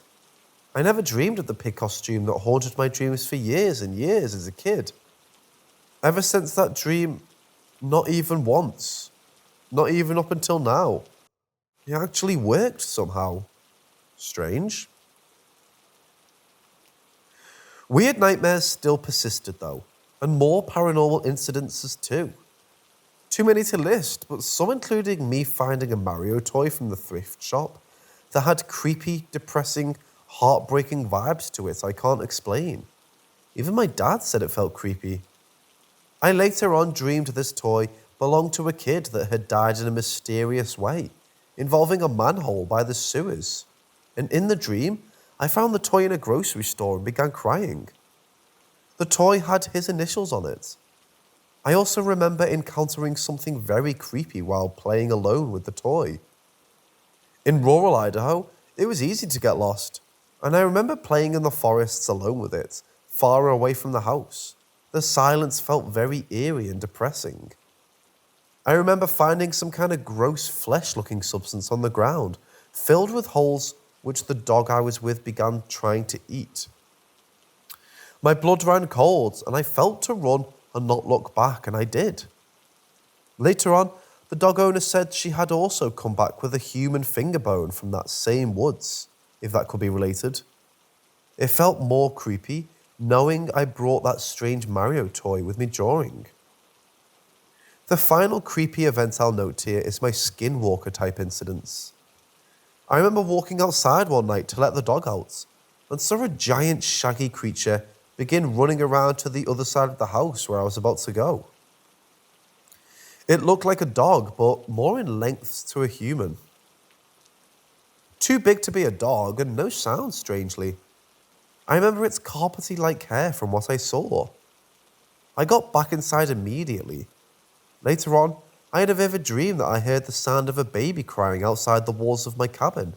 So I dropped to the floor and began crawling out of my room and to the bathroom for safety. But the baby crying sound continued crying and screaming, and followed me to the bathroom from outside.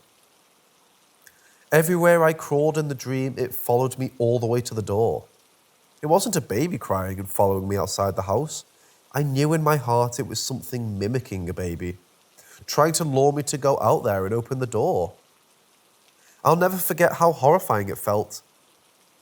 It doesn't help as well the many other creepy encounters I've heard from other people who lived in that same town of Elk City, Idaho. From UFO encounters, creepy life-haunting noises, demonic activity, etc. I also heard creepy whistling noises, always sounding like they were trying to lure me into the woods. Saw a lot of things since I was allowed to play anywhere, even the forests away from my house, but these are just my personal childhood experiences. Additional information. I found out later on, my parents have also experienced a lot of supernatural things, more than most in their life. My dad has been known to see a second set of eyes on people before finding out they've done something horrible. Not too long afterwards. My mom had an out-of-body experience during pregnancy in which she could move around out of body and see the others in the hospital and what they were saying before returning a while after, as well as other out-of-body experiences she has. I'm not sure if these kind of things are genetic in any way. Also, the guy my dad saw the eyes on was someone who was a friend to our family and at our house a lot. Me and him didn't interact much as I was very young, but he was visiting a lot. A little bit later, that my mom had a vivid nightmare in which the same guy stood over my bed and opened his mouth as an unhinged innumerably, letting all this dark energy and evil into me. After this, our family stopped seeing the guy. It's strange because he was very nice and never did anything bad to anyone or to me, but they just had a sense about him. He also had paranormal encounters in his past, as he claimed to have had an alien abduction. It's strange how everything seems to be connected in a strange way.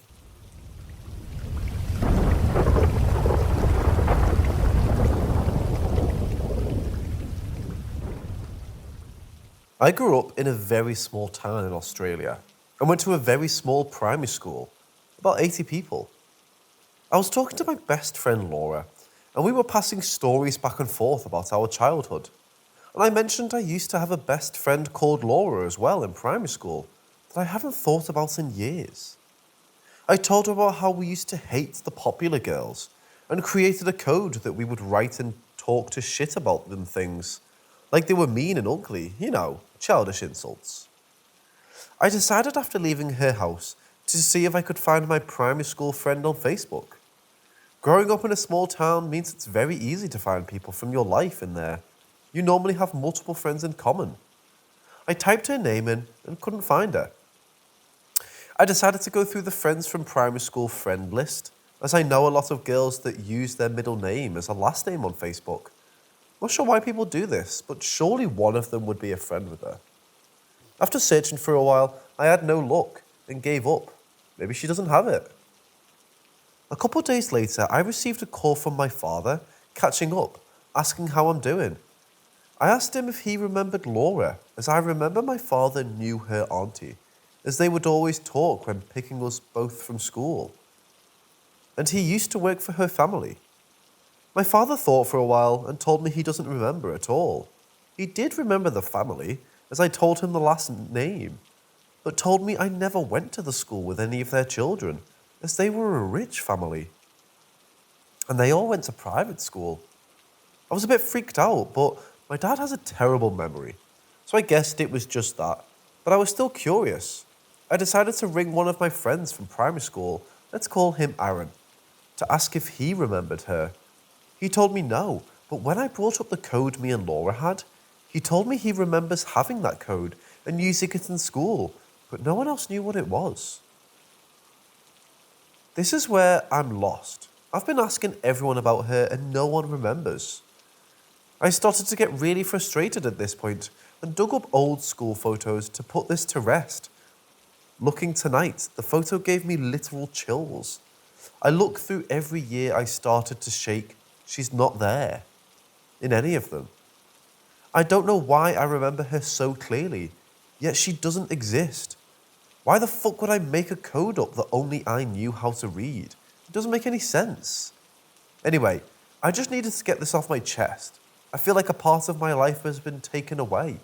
And if it's happened before, could it happen again? Thanks for listening, guys.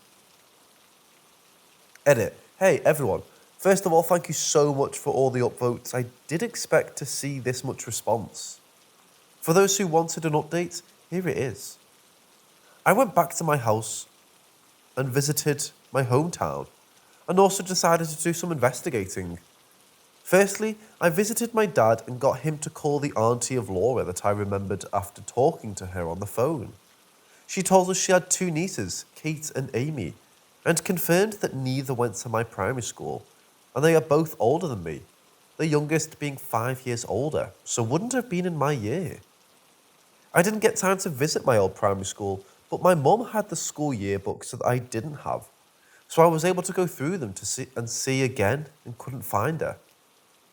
Also, for those who are wondering, my school photo book, there is a little section on the bottom that shows who was absent on photo day, so I crossed that idea off.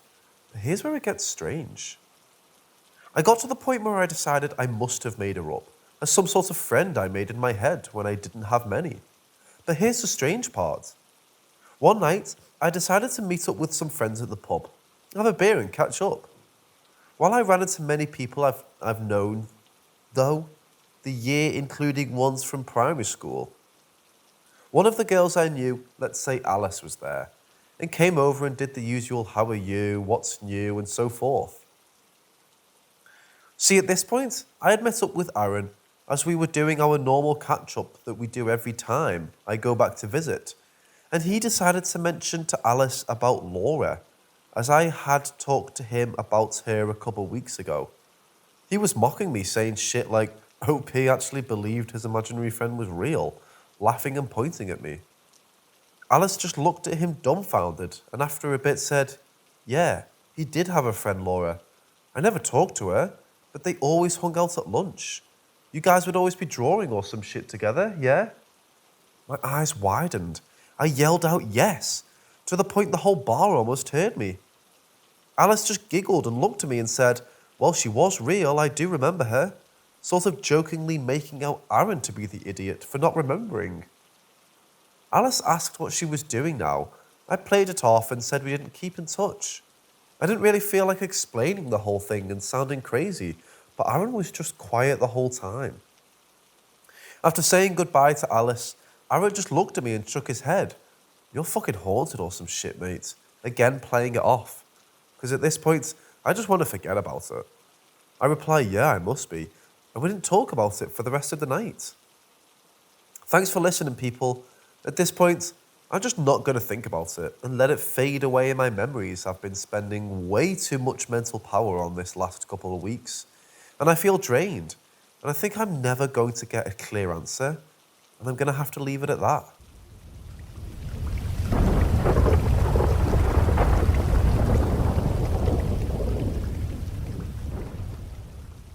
So I have a few kind of weird stories from my childhood. I used to, and sometimes still do, confuse dreams with reality, or mix things up. Maybe I'm searching for something when I'm awake, but can't find it, so when I go to sleep, I search and find things while dreaming. And then wake up and search in the place I did when I was dreaming, and there it is. The thing I was searching for. I don't know if that's weird or normal.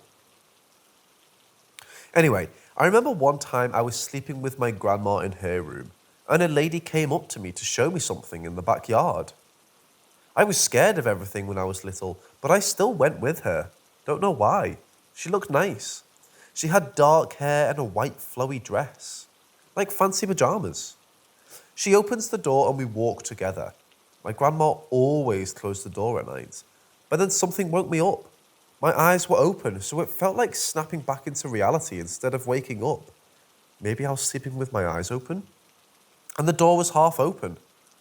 Like I said, my grandma never left the door open at night. She even locked it sometimes because she was scared of ghosts. So when I wake up and see the door open, I got so scared. It was almost 4 a.m, so I stayed awake until everyone woke up. I was playing with my friends out in the street. It was like 5 p.m. Then it started raining like crazy and the sky went completely black. Everyone ran to their houses. I got into mine and it was completely alone. My family was out. So I tried to turn on all the lights, but the power's out. I'm freaking out because I'm scared of the dark and I feel uneasy. So I run to my grandma's room because it's the closest and has a lantern and candles. There was another room in the back of the house that I hated because it scared the crap out of me. So when I get to my grandma's room, I try to open the door, but it won't open. Like it's locked from the inside, but there's no one home. I keep trying and trying to stay calm, but it's not working.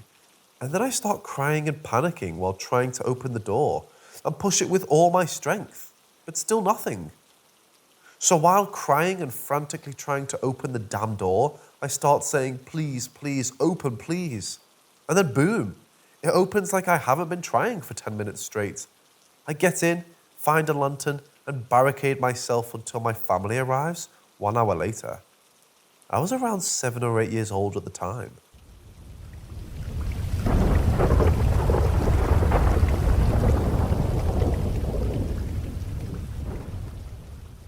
This happened in December 2020. Backstory. On December 11th, 2004, my grandfather passed away. I was 13. Almost immediately, the 3 sons and 3 daughters tore the family in two and continued to feud. In February 2011, my grandmother passed away while I was deployed overseas. I was 20. After her death, the 3 sisters sold off the house and hoarded the family recipes and heirlooms. I only wanted one thing. I wanted my grandfather's dog tags. Being the only grandchild to serve in the military, it was something that meant something to me. Sadly, I was told that I wouldn't appreciate them and was essentially dismissed, so I never asked for anything else. After I was honorably discharged from the Marine Corps, I pursued a career as a chef. Over time, I started to really want to recover certain family recipes. I had cut ties with the family because I wasn't going to pick sides, and I either wanted the family to be together or I didn't want to be part of it. I haven't been in contact in years. My last contact was in August 2013, when barely any of the family attended my wedding. The first week of December, I was talking with my brother. I only keep contact with him and my father. My brother mentioned how awesome it would have been to have the recipe for my grandparents' zucchini relish. They made it fresh with ingredients from the garden, jarred it, and it was a big hit with the family. A few days later, I was writing a letter to accompany some recipes that I was sending to a friend for Christmas. I wrote the letter while I was taking a ferry ride to an island I was to work on that day. When I finished the letter, I tucked it into a pouch that I had never used on my backpack. The pouch is basically where your back meets the pack. It's open at the top and it's quite narrow. The letter remained there until the end of the week. Friday, December 11th, 2020. I returned home after work and immediately reached into that small, narrow pouch while focused on getting my house key ready. I pull out a piece of weathered paper. Confused as this isn't the letter, I'm now focused on this paper while thinking to myself, what the hell? The paper's weathered, written in a blue ink, which reminded me of the cheap blue pens my grandfather kept around the house. And the handwriting is vaguely familiar. I proceed to read and a chill goes right up my spine. It was the zucchini relish recipe that my brother and I had talked about days prior. I immediately message him and he's wanting me to look at the date. It's 12/11. In other words, it's the anniversary of my grandfather's death, and one of my grandparents' recipes spontaneously appears in an unlikely place. I audibly thanked my grandfather as I walked into my house with the recipe in hand. Even more eerie is the fact that my brother has told me that the three daughters don't have possession of this recipe, and yet here it is in my possession.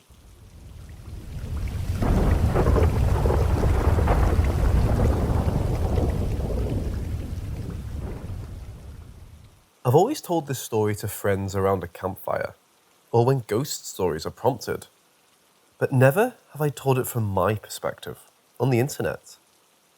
I've always been a huge skeptic, never seen a single paranormal thing in my life. I'm a see to believe type person. The most I believe in is karma. I've never formed myself to any religion, and when I tried, it just didn't work. I was around the age of 11. My sister was around 8 years old. We lived with our parents in a quaint little neighbourhood. We walked to the bus stop every morning together for school. One morning, in the middle of winter, we were walking to our bus stop. She started to scream. She was hysterical. Nothing could calm her down. She kept screaming, "He's standing right there, he's right there." We'd look around. There was absolutely nothing. We were pretty spooked, obviously, but we went on with our day like normal, and later told our parents what had happened. We started to finally ask her to describe what she saw. She had mentioned it was an abnormally tall figure in all black, and you couldn't make any facial features out, so she wasn't sure who, or better yet, what it was. It would normally be seen off in the distance, in a window, or behind a tall tree. We were at a park one time after school, riding our bikes down a hill, and she had stopped in her tracks. It was extremely difficult to halt a bike down a greasy hill, but she stopped out of fear. She had seen it behind one of the pines in the distance. You know, the ones where the branches are far above the average adult's head. She said, "I see him right there. His head touches the branches." My heart dropped. I couldn't see it, but I could sense how absolutely terrified she was, and it shook me to my core. We immediately turned our bikes around and headed straight home. Over time, it became normal. She started to have more frequent visits from this tall figure, and we started getting really worried. We shook it off as a joke at first, or maybe she wasn't all there. But the way she described how she felt when she saw him gave us a bit of truth to her stories. Our grandfather had just passed away, so we figured with losing him, it triggered something in her. At the time, we were attending church. We'd go for youth nights after around 7 during the summer. We'd play outside and run around the church playing hide and seek or tag. One time, we were outside, running around as usual, and she had come up to me and said, "I just saw Jason." He was a good friend of our family who attended the church. Always wore a trench coat. Always had his hair slicked back. Pretty cool dude.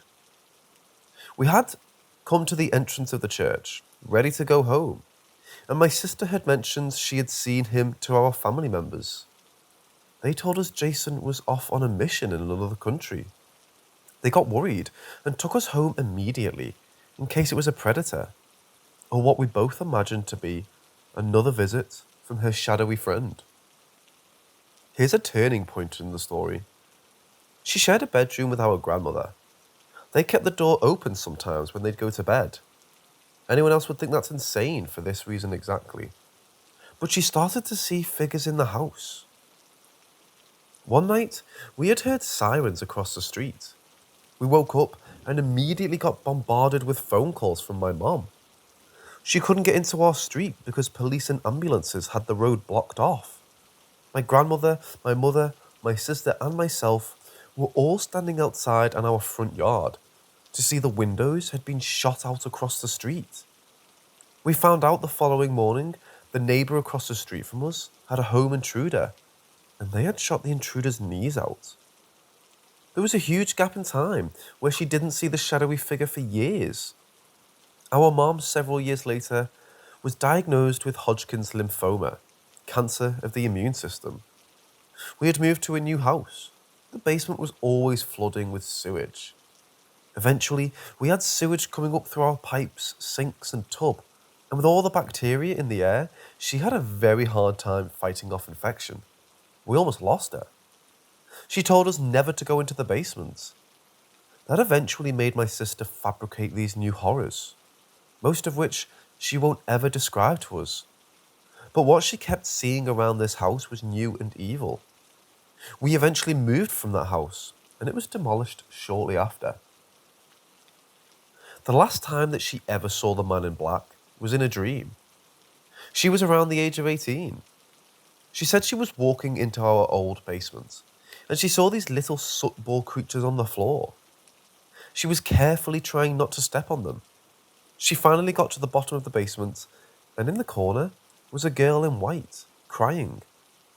The girl had reached her hand out to my sister, and without any notice, she felt a familiar presence behind her. She had turned around, and there was the tall shadow figure. He very quickly wrapped his arms around my sister and pulled her away from the girl, and then she woke up. To this day, I still get freaked out, and I get chills typing out this story and telling it to others. She came to a realization the day she had the dream that maybe the shadowy figure was something she shouldn't have been afraid of, but maybe it was something trying to warn her, like a bad omen. She had first seen him after our grandfather died, before the intruder across the street, several times before our grandmother passed, a lot before our mother was diagnosed with cancer, and a lot when we lived in the house that damn near killed her. When she saw him at the church outside, we were sure someone real, outside of the shadowy figure, was watching us, and we felt that him being there might have been a warning that a predator was nearby. Again, I'm still skeptical to this day, but whenever I tell this story, it just sends chills down my spine. I always catch myself looking over my shoulder, hoping nothing is there when I tell it. Thoughts?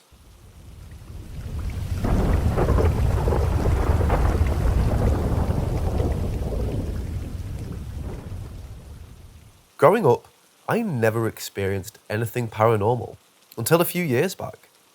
This happened around summer 2015 or 2016, while I was very much into playing hand drums, djembe to be specific. And on Wednesdays, our drum group would meet up for classes at the teacher's house after work, around 6 p.m. So as usual, I strapped up my drum in the back seat and turned on some djembe rhythms on my phone while I drove over to get in the groove. This was a playlist I had for quite some time, so I know it very well. As I was pulling up to the park in front of the teacher's house, and I put the car in park, all of a sudden, the music abruptly stopped, and from the back seat, where my drum was strapped in, I hear, "Let me out," in a very harsh whisper. Mind you, I was still facing forward as I just parked. This gave me goosebumps all over, and I turned around quickly and saw no one there but my drum. And all of a sudden, the music resumed playing. This was 6 p.m. during summertime, and it was still daylight out. I looked all around to see if there was anyone around me that could have made the noise. I even got out to look around, but not a person was around. I still can't explain it.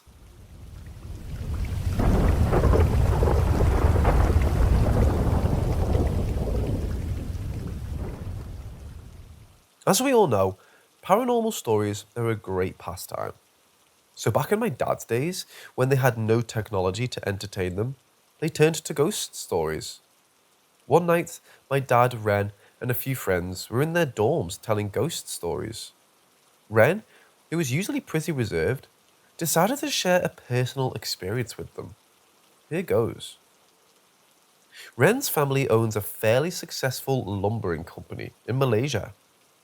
While home on summer vacation, his family was dealing with a competing corporation trying to move in on their land and wanted to see about buying them out. Long story short, Ren's family turned down the deal, and the competing corporation wasn't happy. About a week later, Ren and his dad were in their warehouse and heard a commotion in the plywood section. So they went over to see what the fuss was all about. The sheets of plywood were about 6 foot tall per stack, and there's a lower and an upper rack, so 12 plus feet tall. When they got over there, the warehouse manager pointed to a stack of plywood on the upper rack and said, "Boss, look."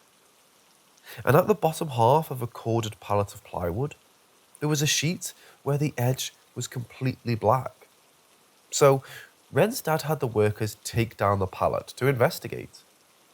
When they removed the plywood and got to the back piece, they saw that the entire sheet of plywood had been incinerated to charcoal. They can't explain how it happened, as neither of the boards sandwiching it had burn marks. Also, they can't explain how a piece of plywood burnt all the way to charcoal, held up close to a half a ton of plywood. When they went back into the office, one of the older workers came in and suggested to Ren's dad that this has voodoo written all over it, and they should seek the help of a practitioner or witch doctor. Sorry, not sure of the proper term. Afterwards, through word of mouth, they were recommended to go see a reputable practitioner, we'll call him Master Tan, who lived in a more rural part of the jungle, about an hour and a half's drive away. Only caveat is that they were to bring a gift to pay respect to Master Tan, as he will not take money and will only lend a helping hand as he sees fit. So Ren and his older brother were tasked to seek out Master Tan. Ren's older brother at the time drove a new sports car, a 455 Trans Am. As they began their drive, they stopped at a local convenience store to buy a few cartons of a particular brand of cigarettes and 2 bottles of local booze as their gift to Master Tan. They got back into the car and drove pedal to the metal to Master Tan's. They were speeding quite fast and made the 1.5-hour drive in a little over an hour. When they arrived, this is super cliche, Master Tan was outside waiting for their arrival. As Ren and his brother greeted him and presented him his gift, Master Tan's response was, "I was expecting you. There's no need to say any more. I will speak to your family and lend you a helping hand."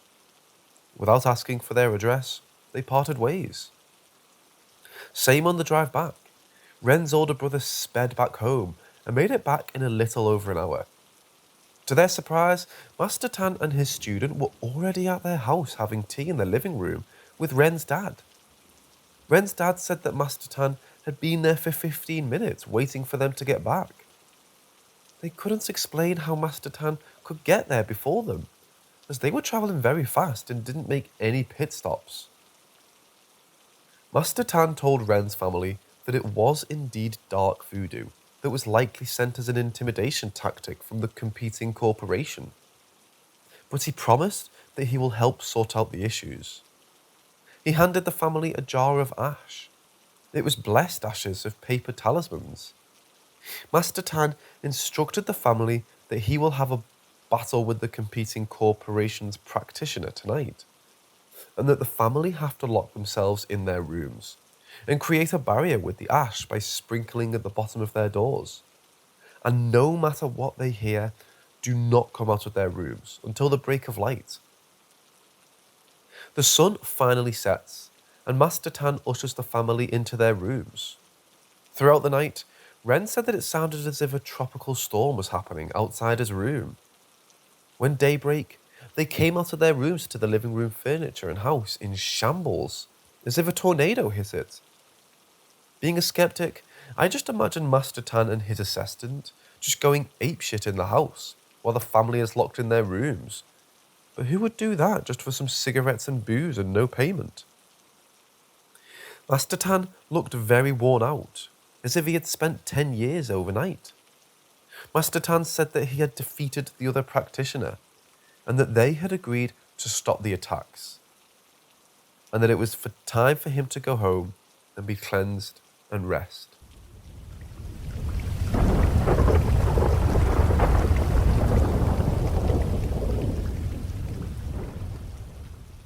My father and I are both outdoorsy individuals. We love the forests of Oregon, and he very much enjoyed taking me to all the various must-see places in the region, whether they were well-known or very hidden. One of these places he took me to I'll never forget. It's called Miller Lake, and it's kind of southeast of the Oregon Caves National Monument. The place, now that I recall, wasn't terribly large, but my memory could be mistaken. For the hike around the lake itself was quite long. However, we didn't make it that far into the hike. It was a warm morning, like most here in Oregon, and we had just parked up to head on a trip to wherever my dad felt like taking us that day. It was just me, my stepmom, my father, and my little brother, who wasn't much younger than I was. We had thrown everything into the Jeep, and were prepared to head off. The drive was quite long and boring, as most were, and I remember seeing many locations pass by on the way there. Locations we had visited countless times. As the roads got more narrow and houses became less common on the sides of the road, I saw less and less familiar areas, up until I was in completely unrecognizable territory. I know that most roads around here are just crappy back streets ending in sketchy gravel roads up mountains, but you really grow to recognize some places once you've been down Glendale or up the Rogue River a few times. This road was no exception. It got more and more narrow, going from a frequented highway to a 2-lane street, all the way to an old single-lane road. Eventually, it ended off on a gravel pathway just large enough for vehicles to traverse. The plant life around us got more and more dense, and all of a sudden, the gravel turned to rocks and potholes. We were officially in the middle of nowhere. The path wasn't too bad, and the vehicle we were in could handle it well. It was raised and had massive tyres, which I mention because that'll have significance later on in the story. We drove further on, until we came to a rocky turnaround at the base of a rundown trail marker.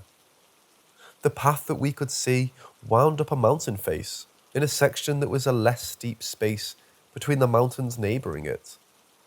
The towering trees on all sides cast a shadow upon us, offering us temporary protection from the brutal summer heat that was soon to come.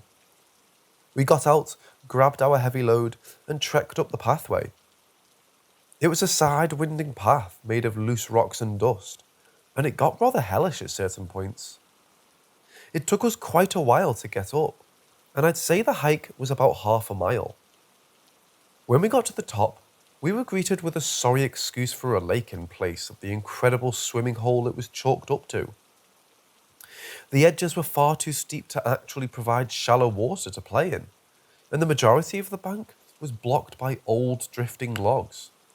A bit of a disappointment, but still no day ruiner, for me and my dad had planned to fish the waters. We set up in the blazing sun that was now upon us, because there was no area with shade. It seemed like the entire habitable area of the lake's shore was made up of gravel, and it felt like such a thin surface area to border the lake. Once we were set up, I grabbed my rod, connected the ends, and started casting into the lake. Now I do think I could have opted into better bait, because what I had equipped was actually more for the flowing waters of rivers, but nonetheless it was still doable. I kept casting to no prevail, before getting rather worn out from the heat. I set down my rod and took more notice of the area around me. We were at the end of the lake that was open and led up to the trail back to the parking area, and on the opposite side, all we could see was trees and a steep hill going up. The lake was almost embedded into the mountain, with the other end being a sheer cliff with no shore. There was a trail going around the perimeter of the lake, and I assumed it would lead to an area where we could overlook it from atop the hill. There was, however, a sense of unease. looking into the dense tree line on the opposite side, and remembering how going there would only be taking us further from civilization. I shook this feeling off as a sense of annoyance grew on us from the many bugs swarming around. Dad poured out bug spray and covered us in it as an attempt to ward off the flying fiends. Once it settled onto us, my brother and I decided we'd try and hop into the lake. We hesitantly climbed down into the eerie waters below and realized that the lake itself was unusually cold. I quickly crawled out of the unpleasant waters, for there was also a sense of angst from the steep decline in the shores. We both dried off. Our stepmother proposed that we should try hiking around the trail in hopes to see more and potentially lose the increasing crowd of insects. We all agreed and began to set off on foot up the steep hill overlooking the side of the lake. The open, scorching area quickly turned to a dense brush as we returned to the woods, and we all soon began to grow quite unhappy. The bugs were only getting worse, to a point really unusual for a place not as rural as some others I've been to. We also began to get this creeping feeling of being watched, and I kept frantically darting my eyes around the sides of the trail. That's when it struck me. The entire time that we were there, it was dead silent. There was not a single sound, except for the occasional bug flying in your ear. There was no wind snaking through the canopy, and not a single bird chirping. The usual sounds of an Oregon forest were replaced by a grim silence that shook me to the core. As all these dreadful feelings increased, I also began to really notice how inexplicably uneasy I felt. It was not just your typical annoyance from all around you. It was a combination of mixed negative emotions that were, even on their own, not something you'd want to be having while out in the middle of the forest. We quickly became too overwhelmed, and we hastily turned around. The feeling of being watched only worsened, and our happy feelings and expressions were completely gone at this point. I could sense dread on everyone's faces. I was, for certain, being watched. We got back down to our area and quickly packed our cooler, chairs, and fishing rods. My dad even told me to throw our trash bag in the cooler, even though there was still food in there. I happily complied, and we set off back down the trail. The feelings we had were at an awful breaking point, and we began to take notice to the haunting energy each other felt. That's when it happened. There was a slight dirt wall on the side of the path where the trail was carved out, and it was made up of loose rock and dry dirt. A few pebbles rolled down from there like something disturbed them. Not everyone took notice, but those who did ushered our small group on a quicker rate. The pebbles kept falling in small amounts randomly, up until a bunch of pebbles and a stone rolled down right next to us. My dad dropped everything he had in his hands, and he had his handgun out for a second. He aimed it around in a way I'd never seen before. I could tell he was freaked out. No, terrified. And we all were too. He left the thing he was holding on the trail, not bothering to pick it back up, and kept the bag of valuables on his shoulder. He told us all to get in front of him on the trail, and he basically had our backs, so no one straggled behind. Those next few seconds felt like a blur. We got down to the Jeep in a time quicker than the ascent and threw everything into the trunk, without making sure it was in snugly. My dad hopped into the driver's seat, locked the doors, and turned us around to drive out of there. We were all on the brink of pure panic, still contemplating what the hell was going on, and stayed completely silent. We pulled out of the turnaround, and then we felt it. The Jeep shook and dipped like it had just had a blowout. Instantly, our dad stepped on the brakes and started hopping aloud that it wasn't a flat tire. After hearing that we might have just gotten a flat, my brother and I started getting worried as hell, and rightfully so. Dad stepped out and checked the tire. If it was a flat, we'd be screwed. The Jeep had a jack and a spare, but there was no way in hell we'd be able to change it. The jack was too short for the Jeep because it was a stock jack, and the Jeep had been raised by the previous owners, and the tyres were massive, so that wouldn't be of help at all. All of a sudden, I heard him exclaim that it wasn't a flat, and he climbed back in. He continued on down the road, and we made it home safely, not stopping for anything the whole way back. Aftermath. This story gives me anxiety just thinking about it, because I have no explanation for what happened. We were the only people out there, because the gravel road we parked on was the only way there, and no other vehicles were spotted the entire time. The lack of sound was really freaky looking back at it, because in nature, a lack of sound usually indicates a predator is nearby, or so I'm told. I don't know if I've put enough emphasis on this, but the place was dead silent, not a sound to be heard. And the feeling of being watched, now that's freaky as hell. And it scares me just thinking we actually endured that. And finally, the bugs. We have pesky bugs, yes, but they're not normally that many.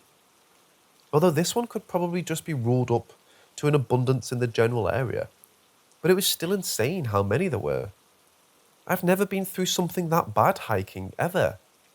And it only got worse as we progressed down the trail. Maybe them warding us off was for the best. Maybe if we went any further, we would have found something that's not meant for our eyes. Now the gravel falling, that could have been an animal.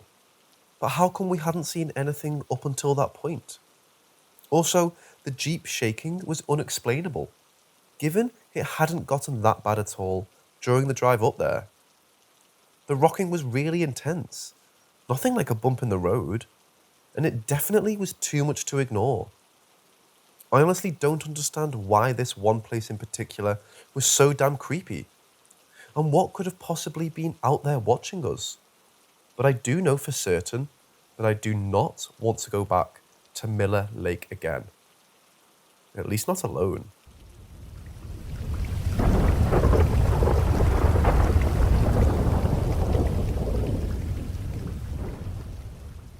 So I have no clue exactly what the fuck I saw one night, so I'm hoping you guys could help me identify it.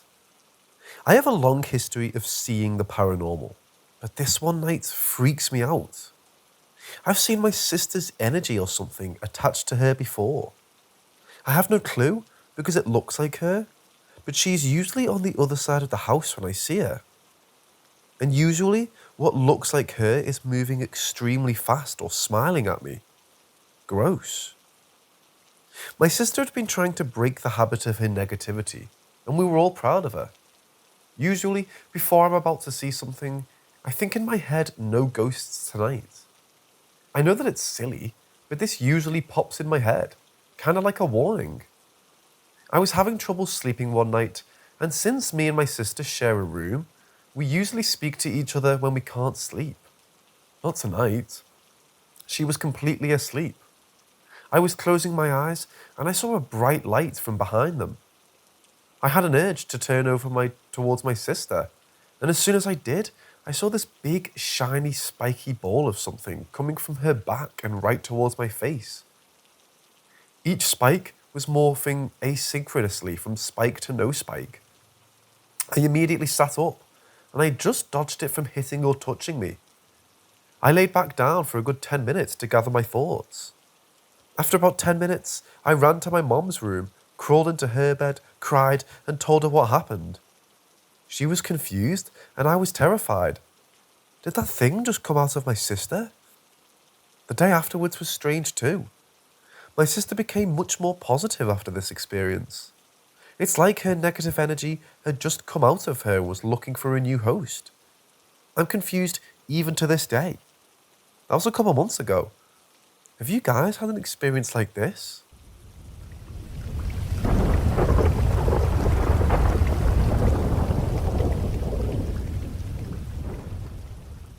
Background.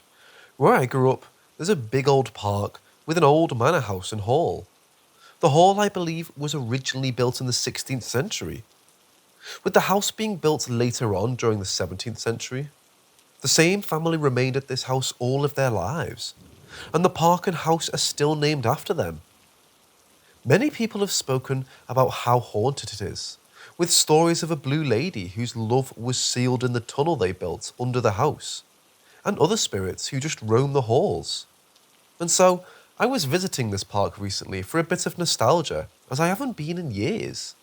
I can always remember my mother telling me of a man she saw in the top window, looking out at the view with a pointy nose, bushy moustache, top hat and cape on.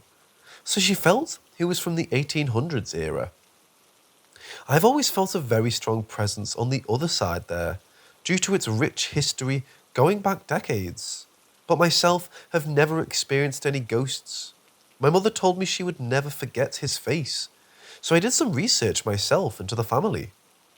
I decided to tell her some facts, show her the family tree, and see just if she could remember who it was. I showed her a range of pictures of people from the family and people not from the family. My dad, who doesn't believe in spirits, you see. And I showed her a photo of George Alfred Haydenbest, a man who had lived in the 1800s and had actually started the building of the front house. He died before the house was fully furnished, but lived quite a long life for the decade. She saw his face and said she would never forget him. Shivers went down her spine and she couldn't get over it. I can't find any reason as to why it wouldn't be him, to be honest. He started the building of this house as he hated the hall behind it, but never saw it finished. I believe he now roams the halls peacefully, enjoying the view in his finished house.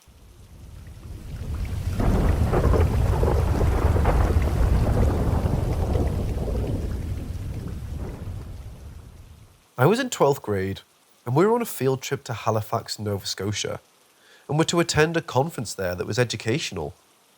After exploring the cove and island and such, we went back to the hotel. My cousin decided to go to a naming ceremony, and me, growing up in a mainly Caucasian town, decided to go. I knew nothing of our heritage, other than what I've read on paper and the like. Never partaken in any of our traditional sweat lodges. Maybe one powwow, etc. So anyway, we go and offer the traditional tobacco as a gift. A few people go before us and I'm next. I go up and kneel, and it starts. A medicine man shakes his rattle and sings. I get into a lull and close my eyes. It seems I just closed and opened them, but I couldn't believe what I was seeing. I had my eyes down and could see my white fringe blowing in a soft breeze. My moccasins are white too, a marriage day, and I'm walking beside a shore of water with the white, frothy, bubbly stuff splashing over my mocks. I raise my head, and in the distance is a community of people hunters stretching hide and women gathering wood and children playing by the teepees. It was about 10 large ones in a collective circle. My heart felt full, and I was happy. I came back to myself, I guess you'd say. The medicine man looked at me in the eye and said, "You are white rolling water woman." The lady next to him said I was a grandmother turtle clan. I'm a water sign too. And I was a healer. Apparently a seer too. I was fascinated and a little shook as my cousin went up to get hers. She kneeled as I closed my eyes. I seen her name. It was a beautiful black horse galloping into clouds. Her name ended up being Dark Horse That Rides Over the Clouds. I thought I told her, but recently I recanted this experience to her, and she was amazed because she is a healer in our eyes. She said I never told her a thing, and sometimes to this day, if I really concentrate, I can see.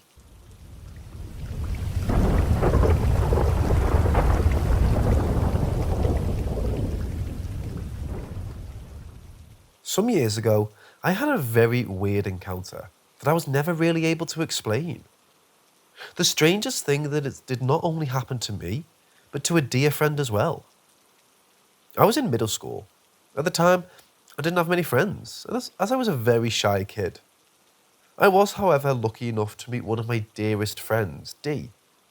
We used to hang out a lot, doing nerdy stuff and enjoying video games and fantasy movies. Notice, I was bullied a lot in middle school, but Dee was always there for me.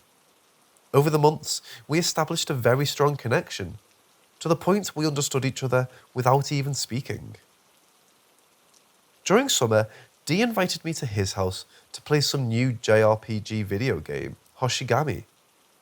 While we were playing, I remember we started telling each other scary stories that actually happened to us, for which we were not really able to provide an explanation.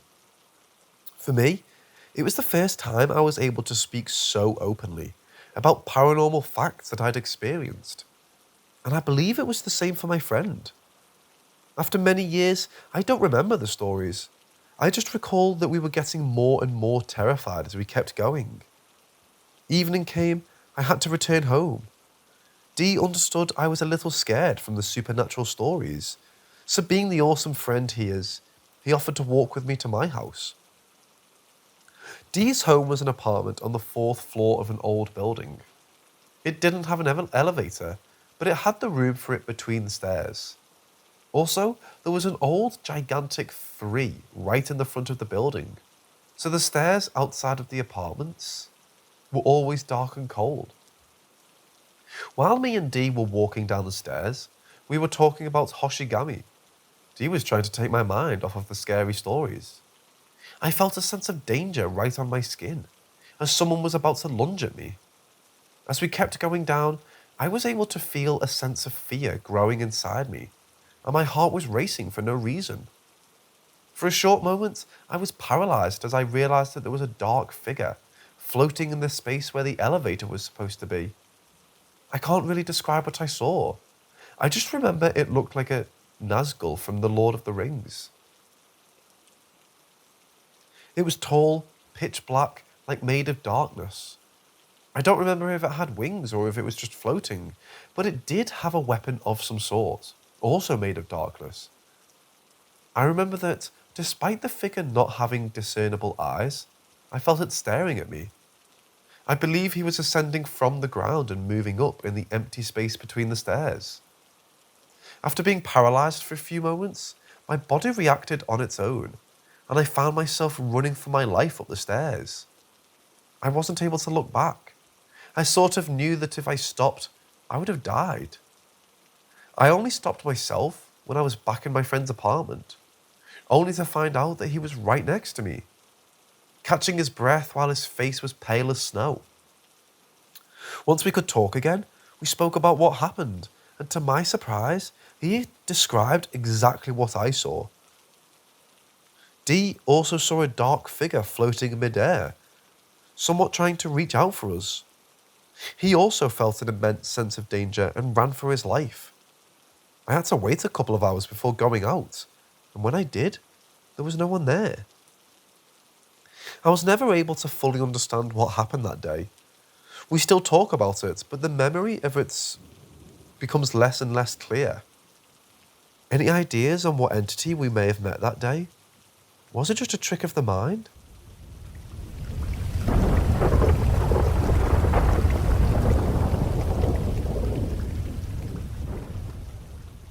About a week or so ago, my boyfriend and I went out around 9:30–10 p.m. to go herping, looking for salamanders and frogs and such. We went to a path adjacent to the university I attend, popped our headlights on and went on our way. On the right side of this path is a wetland/swampy area, and on the left side there's a pretty dense forest. Around an hour into our walk, I saw the lights. There were 2 of them, sort of diagonally placed from each other near the left side of the path. They were super bright and had a yellowish tinge to them. They were at least 25 feet away from us. My boyfriend noticed them too.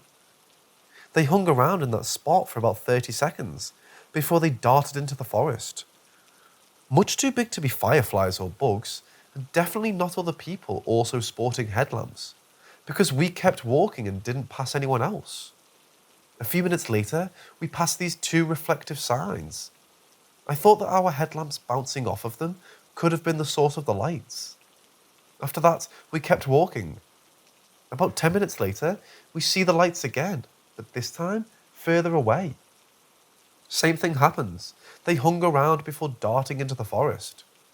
We walked a few more minutes, but I didn't notice any more signs. It was at that point I was hit with this cold feeling, and I had a gut feeling that we should just turn around and go back to the car, which we did. Although I do wish we kept going, just to see what would have happened.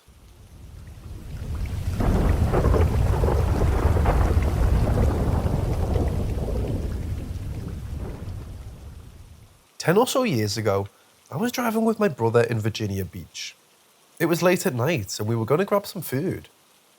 We were the only car on the road, which wasn't abnormal due to the time of night. The right side of the road was wooded with trees, and on the left was a fence that ran parallel to the road. A giant wolf-like creature ran full speed in front of the car. It came from the right wooded area and was booking it towards the fence. This thing was at least 12 feet tall minimum. It was hunched over, running insanely fast on its back legs. The legs were bent backwards and extremely muscular. The only way I could describe it was they were bent backwards in a way that demon legs are depicted. The legs were furless, except from near the bottom where there were patches of fur. It was wearing a brown hooded cloak that was tattered along the bottom edges. The hood covered its head and midsection, leaving the legs fully exposed. Some sort of elongated snout was emerging from the front of the hood. It was square like a wolf's and had fur. The thing never turned to look at us. It was running towards the fence, jumped, and cleared it. I've never seen anything jump so high. I spent the next couple of moments trying to process what I saw. I thought there was some kind of logical explanation until my brother said, "Did you see that?" and described in detail exactly what I had seen. The only thing that differed was that he saw what he described as long claws emerging from the front of the cloak. Seeing this thing terrified me. 10 years later, I'm still terrified. Any ideas of what it was? The cloak and the backwards legs were something I really focused on. The cloak was cloth, and I'm certain it wasn't fur or anything else. My husband seems to think what I described is a Wendigo, which I'm not sure the description matches at all. It didn't have antlers, and from what I looked at, those things live way up north. He did mention that there were Algonquian-speaking people, Chesapeake tribe, living in the Virginia Beach many, many, many years ago.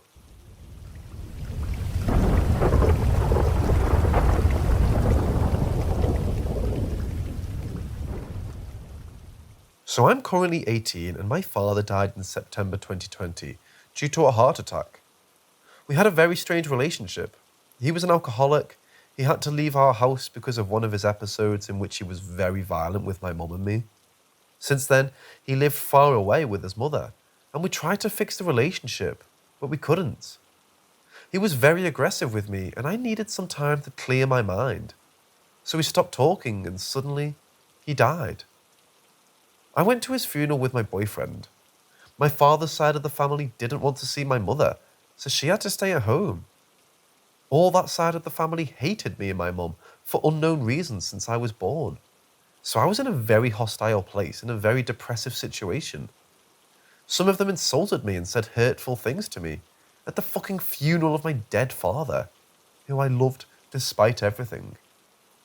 Due to the circumstances, I was hopeless, crying outside the church with my boyfriend by my side. Suddenly, a random woman appeared. She wasn't there before and she wasn't part of my family. I didn't see her anywhere. And the conversation goes like this. "Are you Thomas?" Not my father's real name, just an example. "Daughter? Isn't it?" "Yes." "I want to say this before anyone told you hurtful things and messed up your head." "What the fuck? How does she know?" "I mean, the normal situation in a funeral is that everybody tries to comfort everybody." "Your father loved you and he wanted to fix everything with you too. I was with him at every moment in his daily life and he told me everything. He loved you so much." And it continued like that for a bit. But then my father's friends approached me and started to comfort me as they could. The woman disappeared and she never showed again. He was incinerated and she didn't appear at the ceremony. They were friends, so she's supposed to know about the ceremony. Also, they talked about the ceremony, which was in 7 days after the funeral. She must have heard about it. His friend never mentioned that woman at any moment. They didn't know her. Nobody knew. So it was kind of, I don't know. But her words really comforted me and helped me to confront his death. I remember the words of that mystery woman ever since I heard them.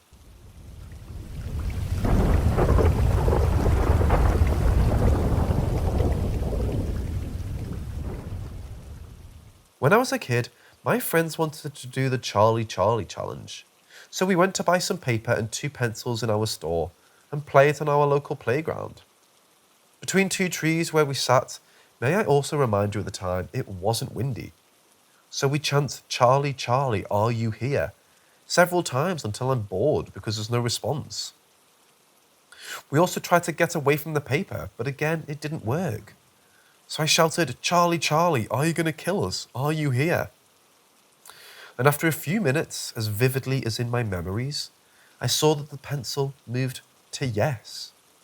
I screamed at the top of my lungs and all of the other kids beside me started to run. And after I saw them running, I ran away from it as fast as I could. But I thought that we had to burn the paper and the pencils. So we did that, but the pencils only broke into 2 and they were thrown into the trash can. The same day, it was afternoon. My sister told me that I had to sleep, or she will tell my mom that I didn't sleep, so that I can't go outside at 3 p.m. So I went to my bedroom, and before I even fell asleep, I heard background noises in my wall that someone was watching television. But my sister's asleep, and we're the only ones in the house. So I checked the living room, and the television is off, and went to my sister's room, and she's asleep. But when I went into my room again, I'm still hearing the TV noise. After a few minutes, the wall started vibrating like someone was banging the wall of my room. And also windows started to vibrate like someone was banging on it. So I checked my sister. She's asleep. And as I'm seeing her asleep, I saw with my own 2 eyes that the walls and the windows were vibrating and the doorknob is making noise. I froze at that moment. For a week, I experienced that, and every morning, I woke up at exactly 10 minutes before 12 a.m. or 3 a.m. And that entire time, I feel presence of someone was watching me from the open door of my room, while the door in my room is swinging and creaking. And the chairs at the dinner table started to move, because I heard it like when you try to move a chair it sounds. All that I could do in that moment was to cover my whole body and head with a blanket until I fell asleep and wake up at 6 in the morning.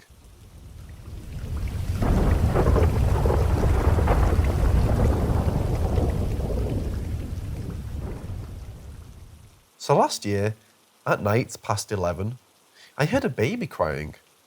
The crying was very loud considering our house is big, and it was like the crying was right next to my bedroom's door. I got instant chills as I stepped out of my room, and the crying became echoey like at all sides the baby is crying. My sister heard it too, and asked me who it was. It was very fucking creepy, because we have no baby in the house. I still don't have a nephew. But me being practical and skeptic kind of person, I thought it was our neighbour.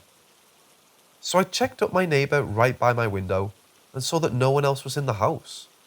So I don't know where and whose baby was crying, so I just forced myself to sleep. A few months passed and another ghost manifested in our house. A woman. I don't know what she looks like, but I can hear her sing to my ear every night. Around 2 to 3 a.m. A lullaby of some kind, a peaceful lullaby. Like a lullaby that you would sing to a baby to sleep. And I don't know what she's saying, but I think it's in Spanish or Italian. But it's very possible that the lullaby I heard is Spanish, because our country was colonized by Spain, and the woman is maybe a ghost from the past. A few months passed. This year, it started getting a really annoying and creepy. The lullaby lady, I suspect it's her, started to mimic my mom's voice and my sister's voice. One time, my sister slept in my room and I heard her voice outside my room, like she was talking to someone on the phone. At first, I didn't get creeped out because my eyes were closed, but as soon as I opened my eyes, I saw my sister across the room sleeping, and her voice can still be heard outside the room. I was scared and woke up my sister and told her if my other sister is here early, but she said that my other sister won't be here until tomorrow. Sometimes I'll hear my mum's voice calling me downstairs, but as soon as I go downstairs, my mother would always say that she's unaware that she called me, or that they weren't in the house, and that they're sometimes going to the market in the early morning. Every time I also say a prayer, I will hear the woman's voice screaming into my ears, resulting into ringing like that loud. One night, as I came down for dinner, I saw a guy's face in our window on our terrace, but not the type of face that is skin and bone, hell no. It was like when you breathe into a glass, a fog forms as you breathe into it, and after a few seconds it will transition to disappear. It's like that kind of manifestation, and it's forming the face of a man over and over again on the window of our terrace, appearing like breathing into it and transitioning to disappear again and again. I went down very fucking fast because of that creepy shit. I might call them the Lullaby family, because they might be a family, I think.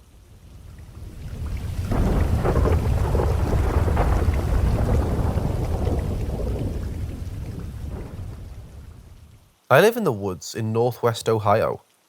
My house is back about half a mile in the woods down a long driveway, and my property is surrounded by trees from each side except for the back, which has a field that alternates soybeans and corn every year. We're a few minutes away from a very small village, and about half an hour out from bigger towns. I just wanted to give some background into the area before I say what happened in case that helps at all. I've had weird stuff happen before. I've encountered what I think are not deers. Once, there was one in my yard walking around apple trees, which isn't uncommon, but the thing was huge and ugly and it just looked wrong. There was also one next to a country road I was driving down with my friend once. A few years ago, I was dog sitting before I had a dog, and I was out with the dog walking near the field, and he turned around as there was a huge splash in our pond and started growling and howling. Other than that, the dog was really friendly, and I'd never heard him growl before. I joked saying it was a frogman, like the Loveland frogman, but ignored it for the most part. Last year, my family got a dog of our own, and he's a hound dog, so he chases and barks at everything. But sometimes he gets weird about the pond too, and he'll growl and howl at it. He doesn't really growl other than that. But the incident that I came here to talk about happened a few days ago.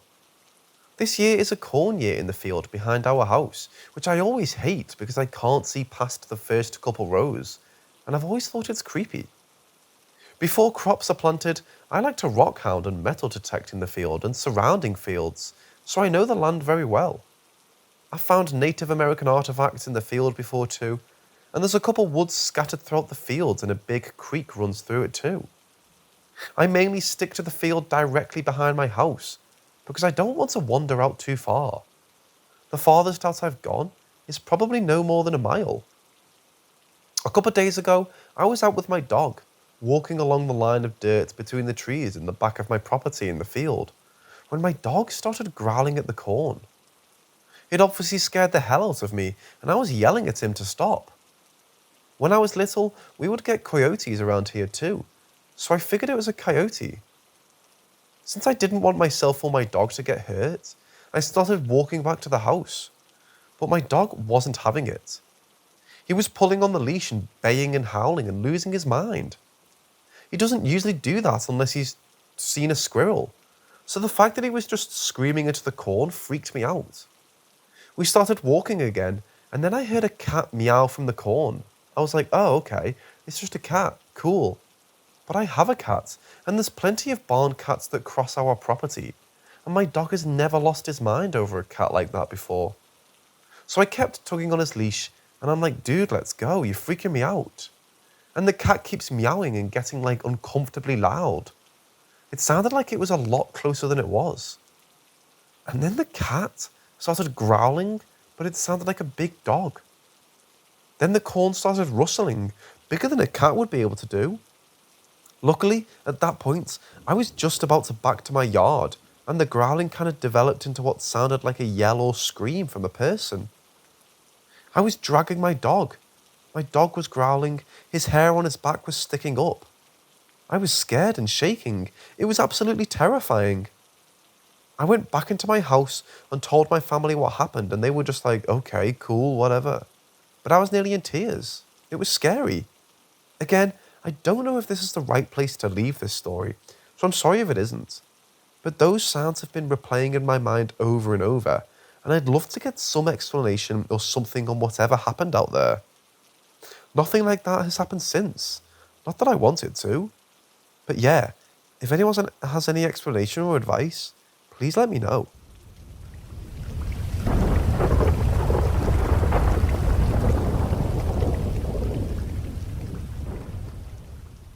I live in northern New England. A couple of years ago, my then girlfriend and I were out for a drive late at night, probably around 1 a.m. The roads had been mostly dead, except the occasional passing car, and it was a completely clear night. I decided I was going to get lost and just see where the road takes us, then GPS back to her place when we were tired. I'd been taking random turns for about half an hour when I came upon something odd. A car was coming towards us, but both its headlights were flashing. Not like high beams going on and off, more like a light bulb about to burn out. I mentioned it to my girlfriend, as I had never seen car lights do something like that before. But we shrugged it off as electrical problems and kept going. We turned left at the next stop sign, and that's when I began to notice that the porch lights of the nearby houses were doing the same thing. They dimmed and brightened in the same steady pattern of the headlights that had just passed. We took a left, and the hair stood up on the back of my neck as the road ahead dipped into a small dark valley, a complete blind spot. As my car entered it, both of our right ears popped painfully, and the smell of sulphur assaulted our noses. My headlights flooded the space. We were surrounded by forest on either side, but on the right was a driveway with a mailbox next to it. Standing to the right of the mailbox, in the tall grass, was something indescribable. Some sort of hunched over slender creature a few feet taller than the box itself, peering our way. From the little I can recollect, it was only very vaguely humanoid. In that moment, the only thing I remember feeling was dread, and the adrenaline from my body's flight response. We were out of the blind spot as quickly as we entered, and I've never seen anything like that since. The strangest thing is that the next day, I could no longer fully recollect the memory of the event, only the feelings I felt as we saw it, and the verbal descriptions both of us recounted to each other in the immediate moments after the event. I see the memory in my mind as if it's blurred out in a dark splotch, like someone spilled ink over the spot the creature was standing. My ex says the same. I don't know what could cause it to be blanked out of my head like that, but I've never had an experience like it before, and everything about it unsettles me immensely. I'm not sure if anyone here has any similar experiences, but this was one of the creepiest things that's ever happened to me. Does anyone know what we could have seen?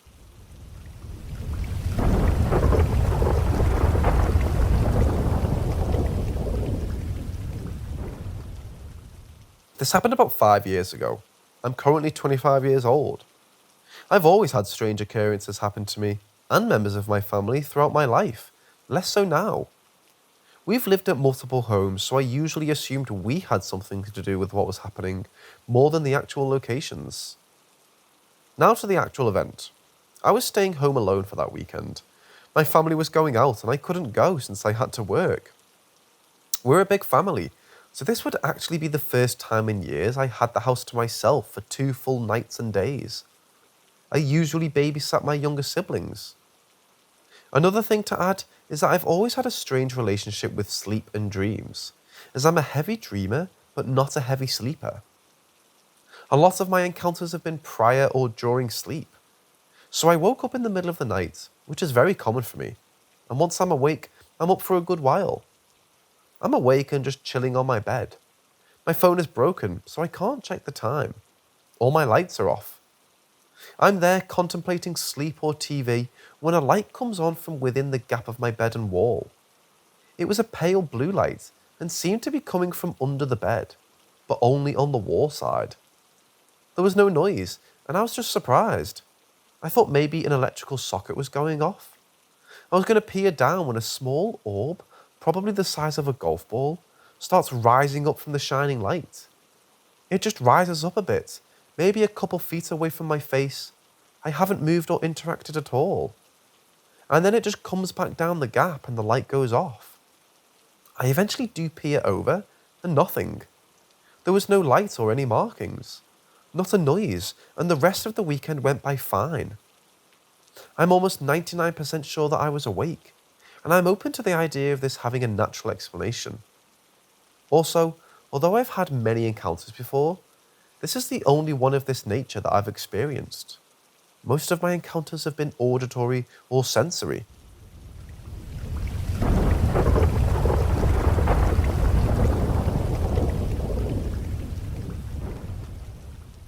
In 1995, I was driving through Kentucky, and a truck driver told me how to save 2 hours by getting off the freeway and taking a more direct route to my destination.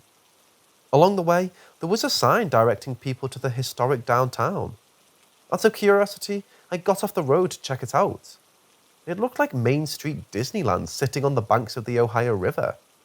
I was back a week later and put in an offer to purchase the museum, renamed, building an 1886 former York Rite Masonic Lodge Hall. It had 3 storefronts at street level, 5 apartments on the second floor, 2 ballrooms on the third floor, and all the spaces you expect connected with ballrooms. On the day of the closing, I was excited to explore this cavernous castle I had just bought to figure out what to do first. The only apartment available hadn't been used in decades. The wallpaper was hanging off the walls, and sheets there was an old mid-century fold-out couch that was my bed.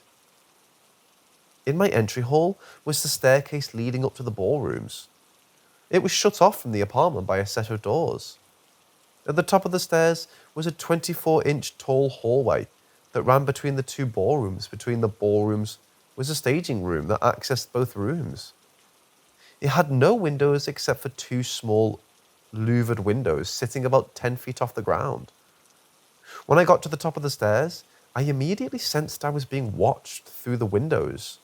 I thought to myself, it's nothing, and ventured on.